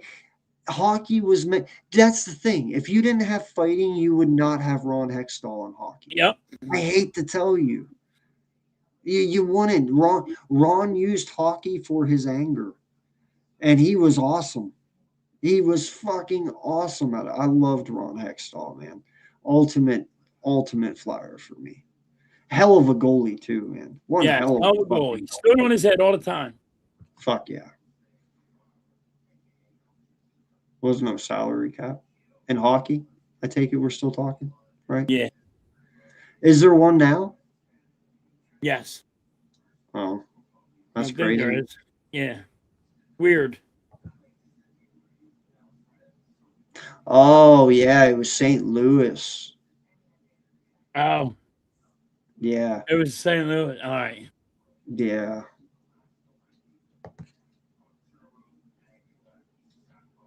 Well, they might have only had one, but what I'm saying is back in the day they won a lot. Like I don't mean like the whole thing. They were just always constantly They were there constantly in the winning. conversation. Yeah. Yeah. You know, and but it was definitely the Red Wings that were always winning for me. Yes. You know, always. And that's the thing too, man. Like back in the day and for college, you know, when I was a kid, it's amazing how the college schools have changed because back in the day it was Boston College, it Right. was Stanford. You know, and no one would ever think of Stanford being a top football school in college, but dude, they were actually really good back in 94, 93, 95. You know, Boston College was really big back in those days. So the sports change all the time. Here in 20 years, I'll be talking to my kids about how bad the Browns were back 40 years ago, and the Browns Yep. will probably be good. You know, I don't see the Browns being shitty in 40 years. If they still are, I'm going to laugh. I will laugh. Well, I do because they've been this bad Well, it's forever. been 20 some now already. Jalen Squint sucks. Beware of Dak. Oh, geez. Here we go. Um, I'll beware of Dak when he finally wins something. Oh shit. Flyers need to Yeah, win tomorrow. they do need to win tomorrow. So they can stay in third place. Is that where they're at? Third? Yep. How They'll many be games third in the back are playoffs and they'll they? be playing Pittsburgh. How No good's wild card. Pittsburgh? I said they were going to be in the wild card, but they have went past that. What's How good, good's EC1? how good's Pittsburgh? Huh? How good is Pittsburgh? Good. Oh. They always they have the Flyers number. They spanked Dude. us. They spanked us. Yeah. First and foremost, dude, I'm with you, I Ted. would love, Oh my god. dude, Happy Gilmore that shit up, dog. I'm not even playing, man. You know, Yes. I would love to see fighting in golf. I think that would bring so much out. Bro, listen, if you had fighting in golf, Tiger Woods wouldn't be out here drinking and driving. Like, Yes. let's be real. I mean, he'd be fighting people on the golf course and not driving cars. So, I have a question about that. yeah. You're a billionaire. Oh yeah, I'm having a chauffeur. I ain't driving shit. You Yeah, have a billionaire. What the fuck are you doing driving? You bro. own your own fucking island. You can't have one of your friends drive you around as you give them money and say, "Yo, I got your back, dog. Here's Motherfucker, it's fucking called a 5 grand. Tesla. Just drive me around." It's called a fucking Tesla. They drive for you. Yeah, and you still flip the bitch. I'm just saying, man. No, I'm with you though. Fighting in golf would be fucking awesome. And why the Yes. hell? And by the way, why do we got to be silent? If you need people to be silent to hit it, listen. I golf. I know how to golf, and I'm telling you right now, I can do that shit with people talking. I don't need silence to hit a fucking ball. How do you get silent? Because normally when I go golfing, I go with a couple of buddies and we've been drinking. We're all Right? No, rambling. they do Like, it all we're wrong. just They do rambling. it all wrong. Yeah, no, those golfers should be drunk. There should be beach balls out there being tossed around in the fucking stands and with the people. And No, we should have a big, tall, 7-foot man with a fucking nail in his head. Yeah. You know, like I'm telling you, man. I love golf, but unless you're playing it, it's fucking boring. Yeah, I'm not even playing. I can't watch it on TV, but you want to go out and shoot 18 holes, I'm all for it all day I long. could do I that. love playing it. I can But do that. fuck watching that shit on TV. You No, need to playing add is some fun. fighting in for me Playing to is watch fun. it. I do it in the rain. And I do it in the rain, AK, because that's the only time I have off is when it's raining. Me and my brothers would go fucking golfing in a pouring rain, like, yo, we ain't got work. Let's go in the rain. They're like, all right, you guys are crazy motherfuckers. Never mind. Go play golf. Well, AJ Brown is already a Super Bowl champion. So, I mean, listen, like I say about quarterbacks, you can sit here and say that Drake May is better than Hurts. That's fine, dude.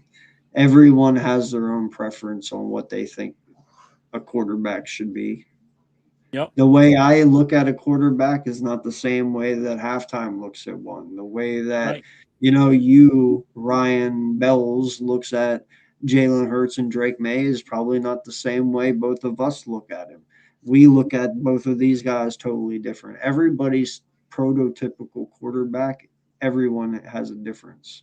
So Hurts that has a that Super ar- Bowl ring. that argument is kind of null and void to me.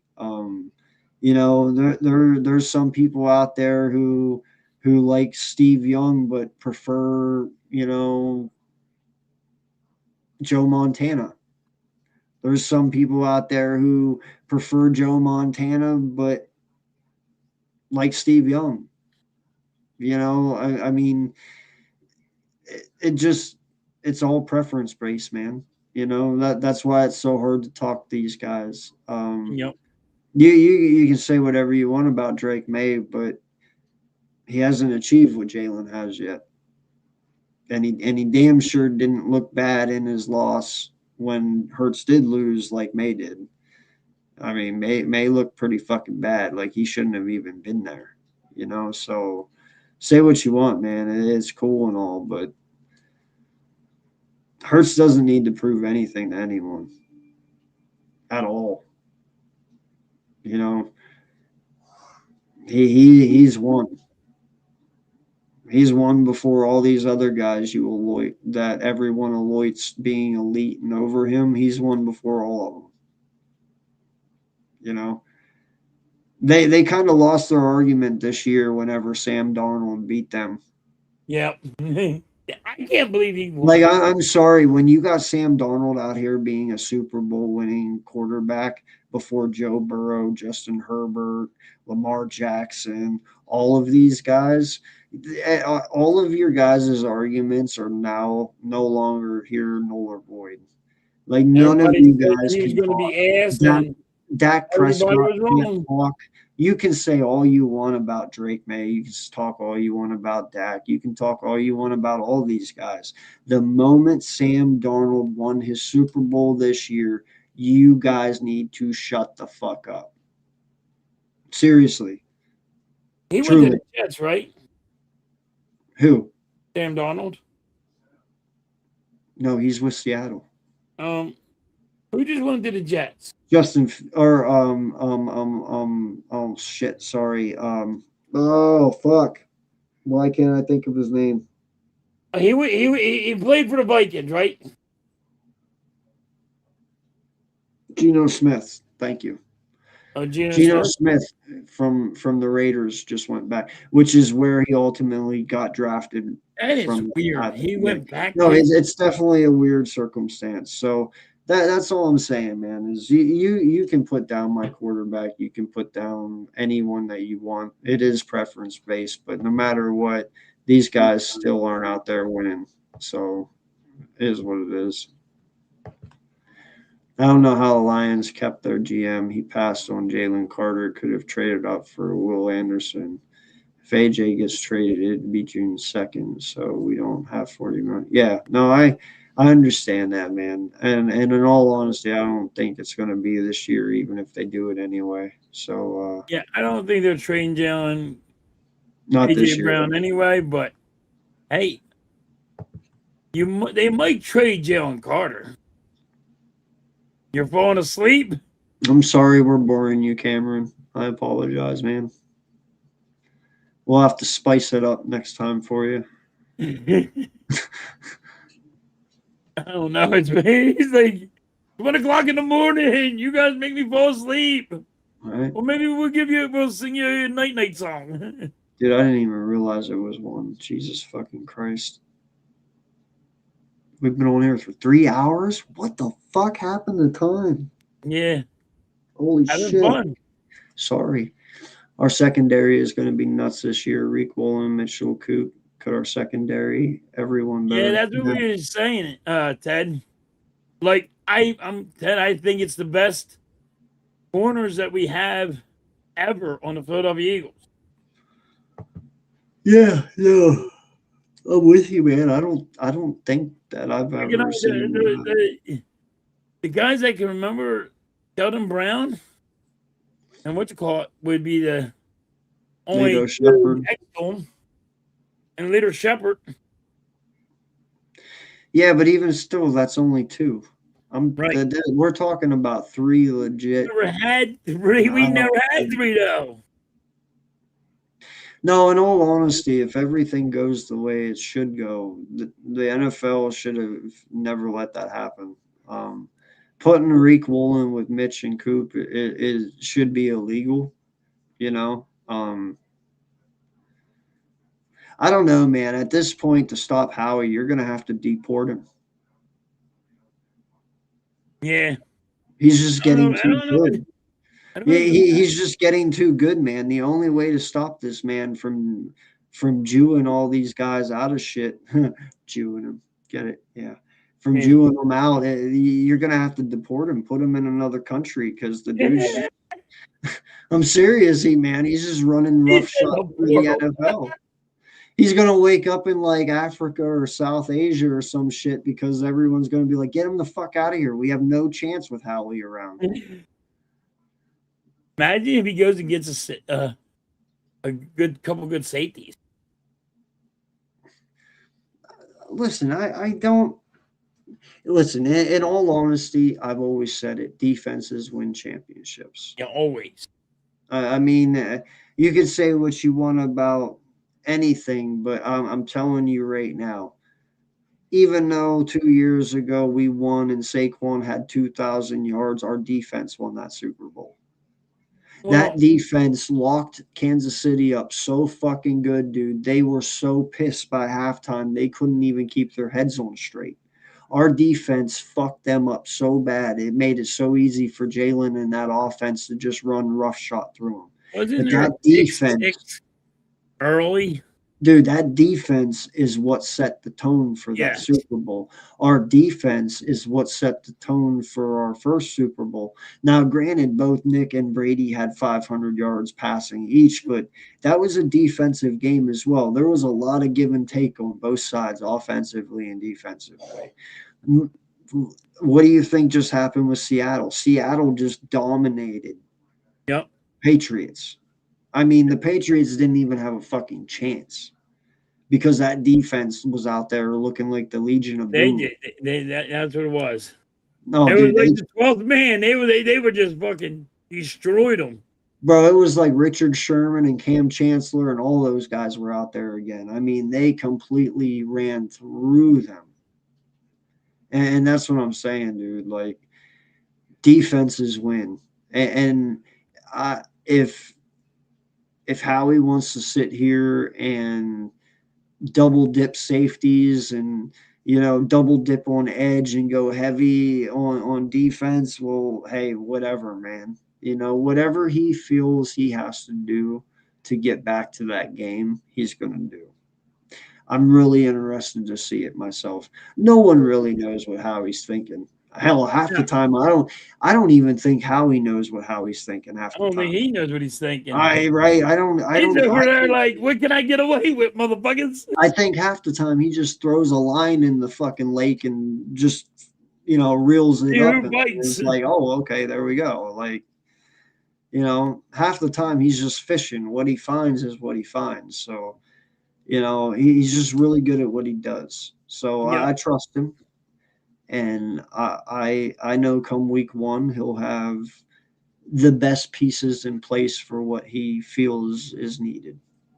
So it's not too far away. I'm very interested to see how this goes. Gonna be fun. Gonna be A fun to lot. see what he does. A lot of questions will be answered. Yes. Yep. Where if AJ Brown goes, if he don't go,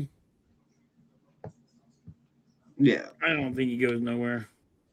Did you see the defensive end from KC was saying the Niners were tougher in the Super Bowl than their picture of him crying against us? We were up 40-0. He's number. Listen, man, the Niners will never give us our credit. No, it was a Kansas City defensive guy saying the Niners were Oh, game than the Eagles, but we were up 40-0, and the Kansas City guy was crying on the field, and he's over there like, oh well, Man. if you really want to be honest, the Niners were a tougher team.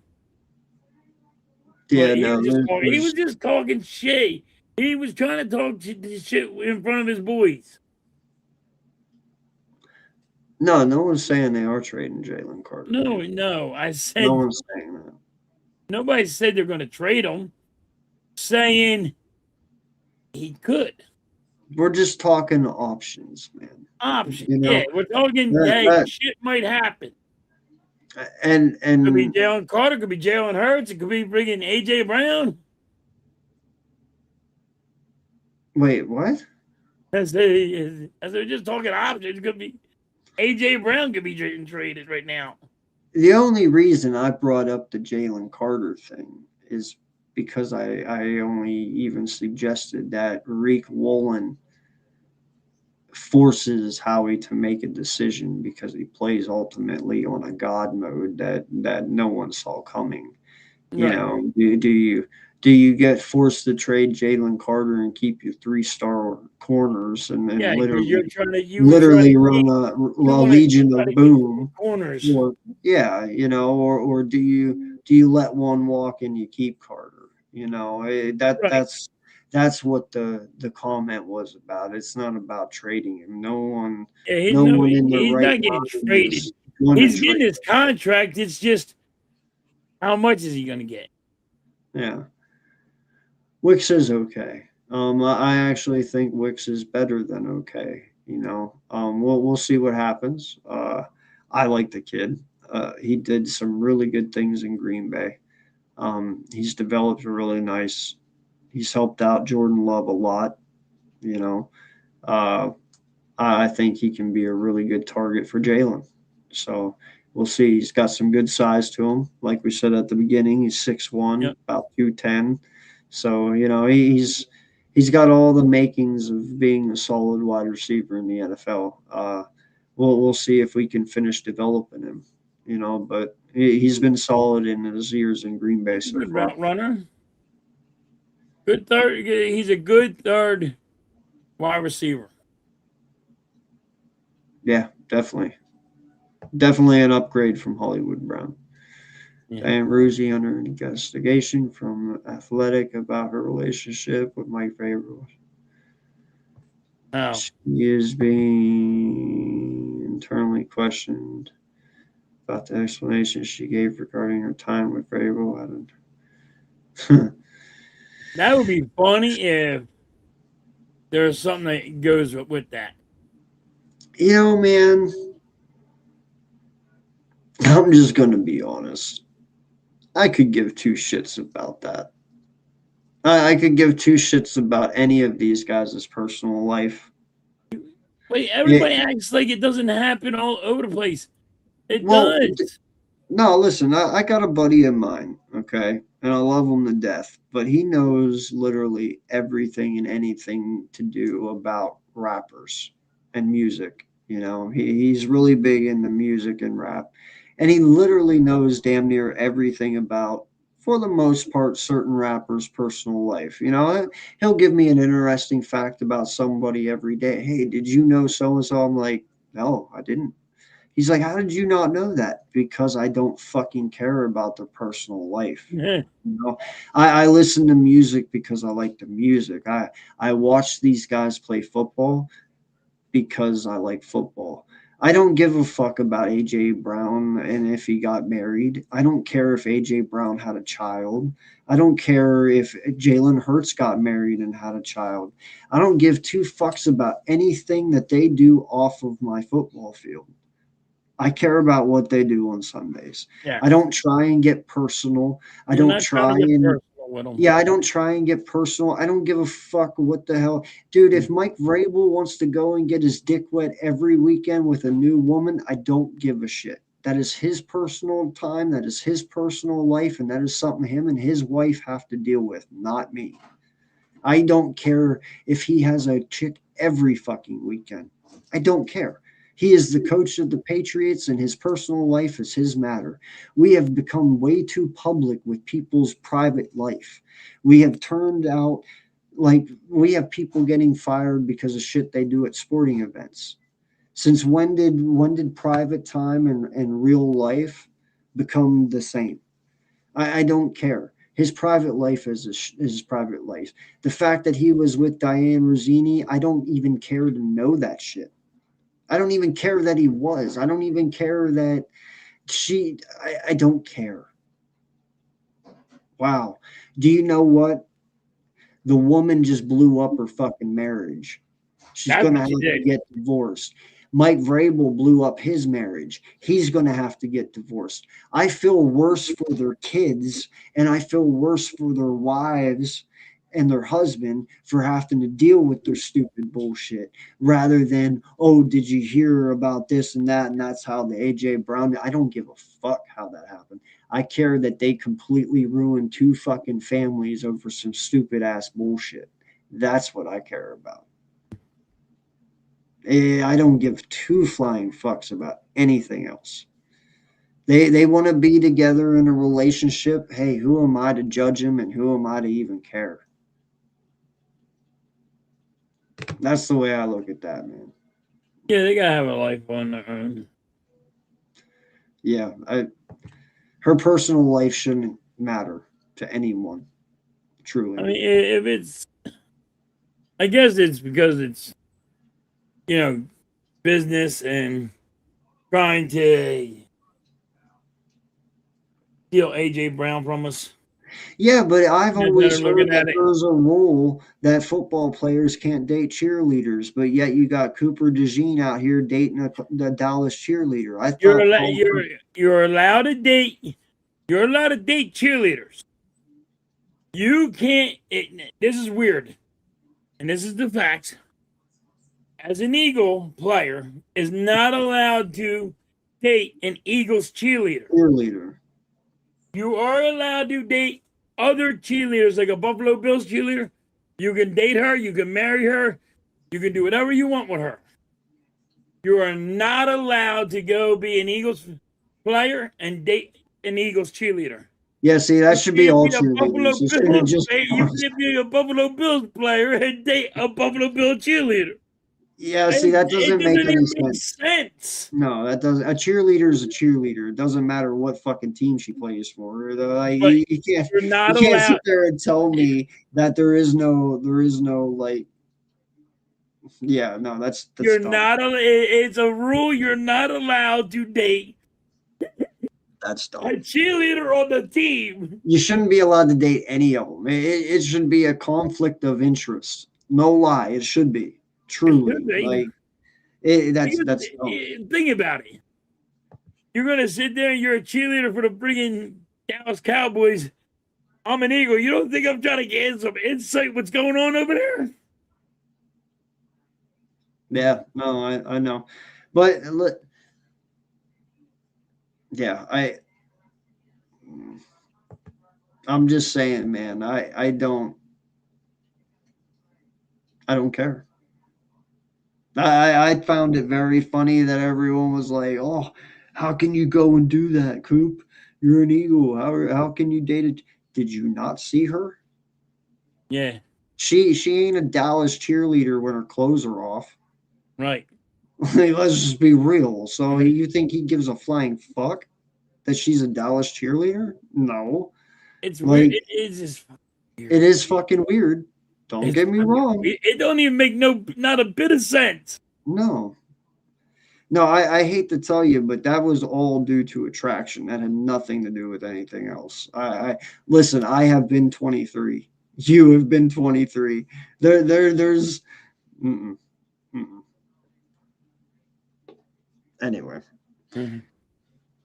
No, man, it's going to be an interesting year. Yes. Going to be an interesting draft. I can't wait to see Which the new it's soon too, ain't it? 2 weeks.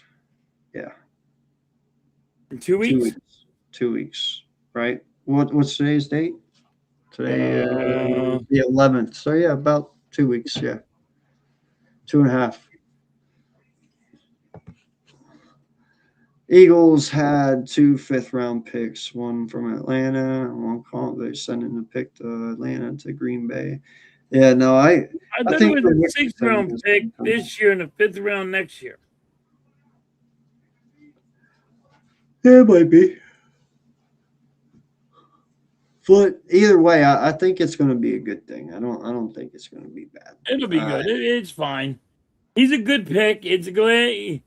We can't spend. We can't. We're not gonna use all the draft picks anyway.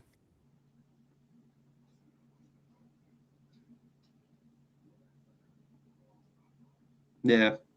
No, it is a conflict of interest dating a cheerleader from your team. Yeah.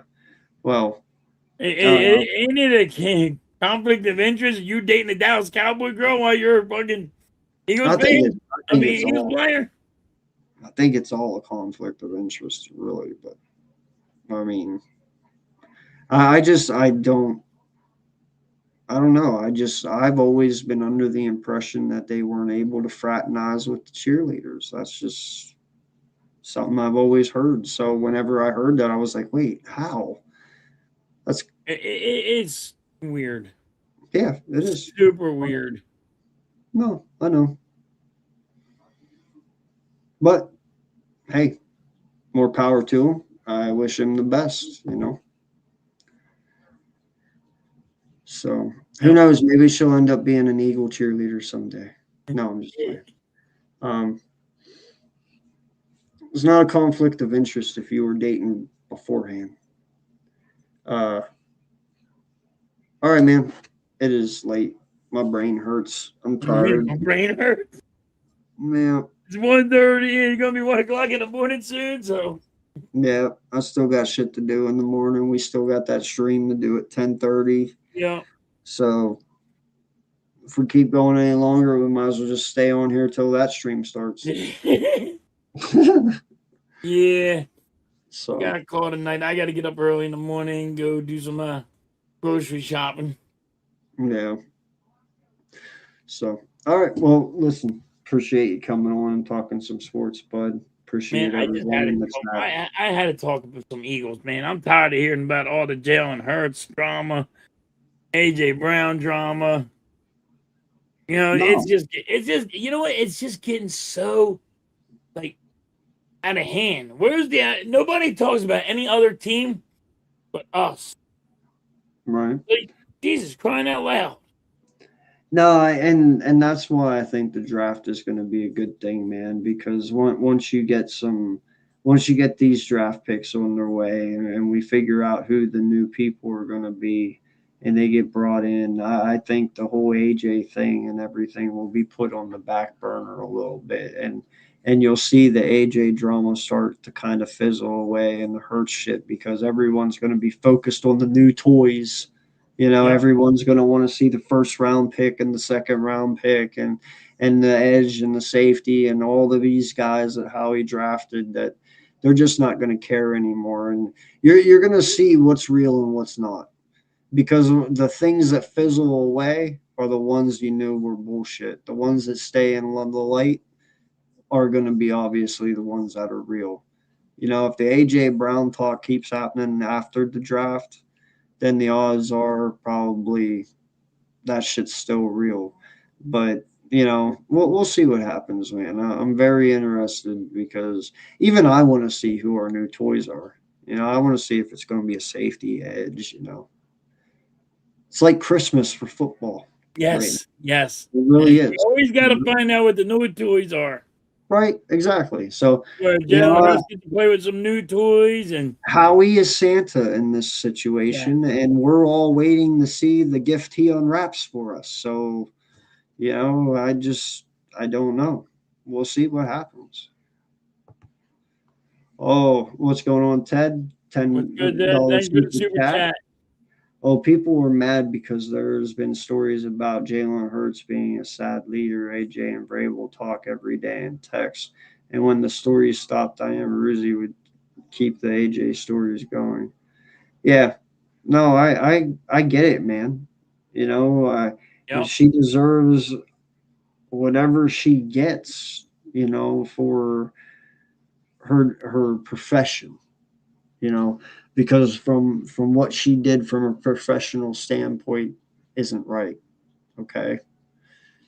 But as far as her personal life, the whole variable thing, that doesn't that to me is not the story. You know, I could give two. She'll get something for interfering with the AJ Brown shit. Yeah, but I'm talking about the affair. No one needed to know that. That shouldn't Right. even been the story. You want to, the story should have been how, like, you know, Ted was saying here, how she was using Vrabel to, you know, go after AJ and keep stories going. But the affair should have never been part of the story. Right. No one What should have cared. She's trying to make a big name for herself, and she's using AJ Brown and Faber to fucking get her name out there. Yeah.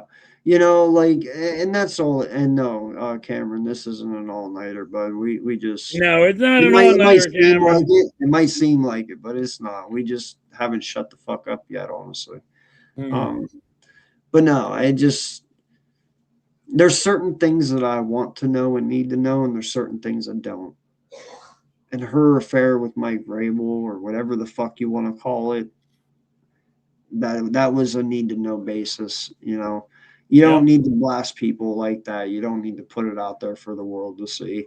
It's already hard enough on his wife and shit now. Like, just let it go at that point. You know, you want to talk about how it's unfair to AJ and the bullshit she did to him, that's fine. But as far as personal lives, I could give two shits. Like, there is people that cheat every motherfucking day. Every day. The only reason you don't hear about it is they're not rich and in the limelight like these guys are. Right. But everybody cheats every. I guarantee you there is 100 women an hour that walk in on their husbands cheating, and I guarantee you there's 100 men who walk in on their women cheating an hour. Yep. You know, it's nothing new. And you don't see those people blasting it out on social media. So that's all I'm saying, man. She did wrong. Definitely. She was just trying. She was trying to make a name for herself. But you didn't have to talk about her cheating with the guy. She just tried to make a name for herself. Well, and here's the thing too, and this is what sucks. You know how many people she just ruined it for, women wise? Nah. Like, there is a lot of women who are trying to be reporters in the NFL. Not just that, there's a lot of women who are trying to become refs in the NFL. You know, they're trying to break into it in different reasons, just to show that they're not just cheerleaders. There's referees, women trying to be freaking, you know, coaches. So Yeah, and managers and stuff, like, they're trying to show everyone that they're not just cheerleaders and they're not just nice bodies, that they Right, have brains and they know football too. Well, right. When Diane did that, dude, you don't you might have set women back a few years in the NFL because of that shit. Like, oh Like, yeah, you're gonna do is, you know, yeah. Like, fucking oh, what is it? Do women just sleep their way to the top? Joy Taylor, another person who ruined it for women in sports commentary. Because she had that whole thing with fucking first things first and shit, where she was supposedly Stephen sleeping and Stephen A. got her Smith, way to right? the top by sleeping with people. It's like, dude, you're ruining it for the women below you trying to get up there. They're never Remember going to the, trust anyone. remember the big scandal on in the NFL when Nick with Marshall Falk and everybody saying the one girl was saying uh oh, they kept on showing me their penis and all. It was in No. the NFL. It was what was it? The NFL Network. Remember when Marshall Falk and everybody was all there, and they were I don't think I've heard this one. and Warren Sapp and oh yeah, I'm gonna have to check that out you and got to look check it into out. I think it it. was NFL or it could have been ESPN, but I think it was the NFL one. You know how they had that the takes for all the players, Yeah. and they one woman put press charges like on Warren Sapp and Marshall Falk and oh yeah, saying oh they were doing this and they were doing this and they were doing this and they're like you were asking for it Hmm. and you're telling me now she's gonna go and stab us in the back. We are. We are. All right. Mom says it's time to go, so we gotta go. Who the hell is this? Listen, I got story time, lady. Know what happened? All right, Ted. Well, tell us what happened real quick, because I was inside the NFL. Mom wants to go to bed. Marshall Falk, Warren Sapp. Who else was it? Hold on, who else was it? There was a couple of guys, NFL old like retired players. Yeah. No, it's just crazy. I've never heard that one. Yeah, No, I'm not saying I've heard everything, but that one definitely slipped under the rug for me because yeah. There was a big thing on it. that's crazy.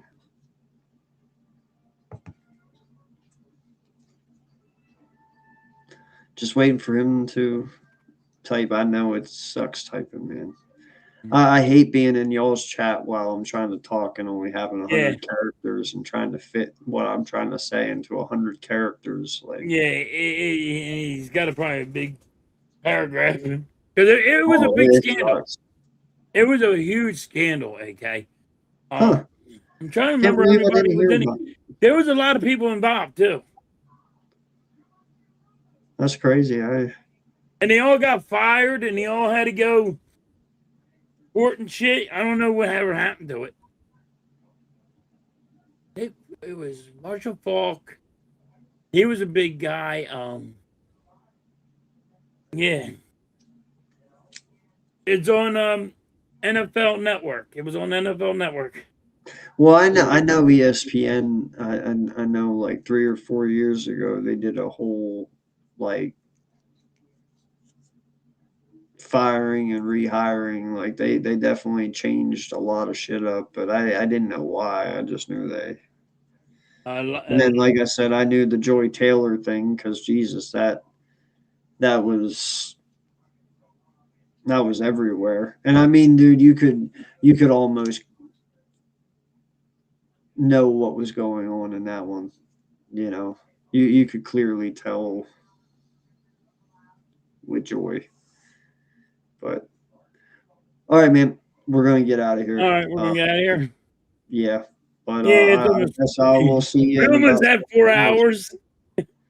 Yeah, and I guess I'll see you in another 7 anyway. So, Yep. all right, guys. Everybody come 10:30 in the morning. We'll talk with sports again. Yeah, and I even forget what we're doing. I forget why we're all. Oh, I forgot too.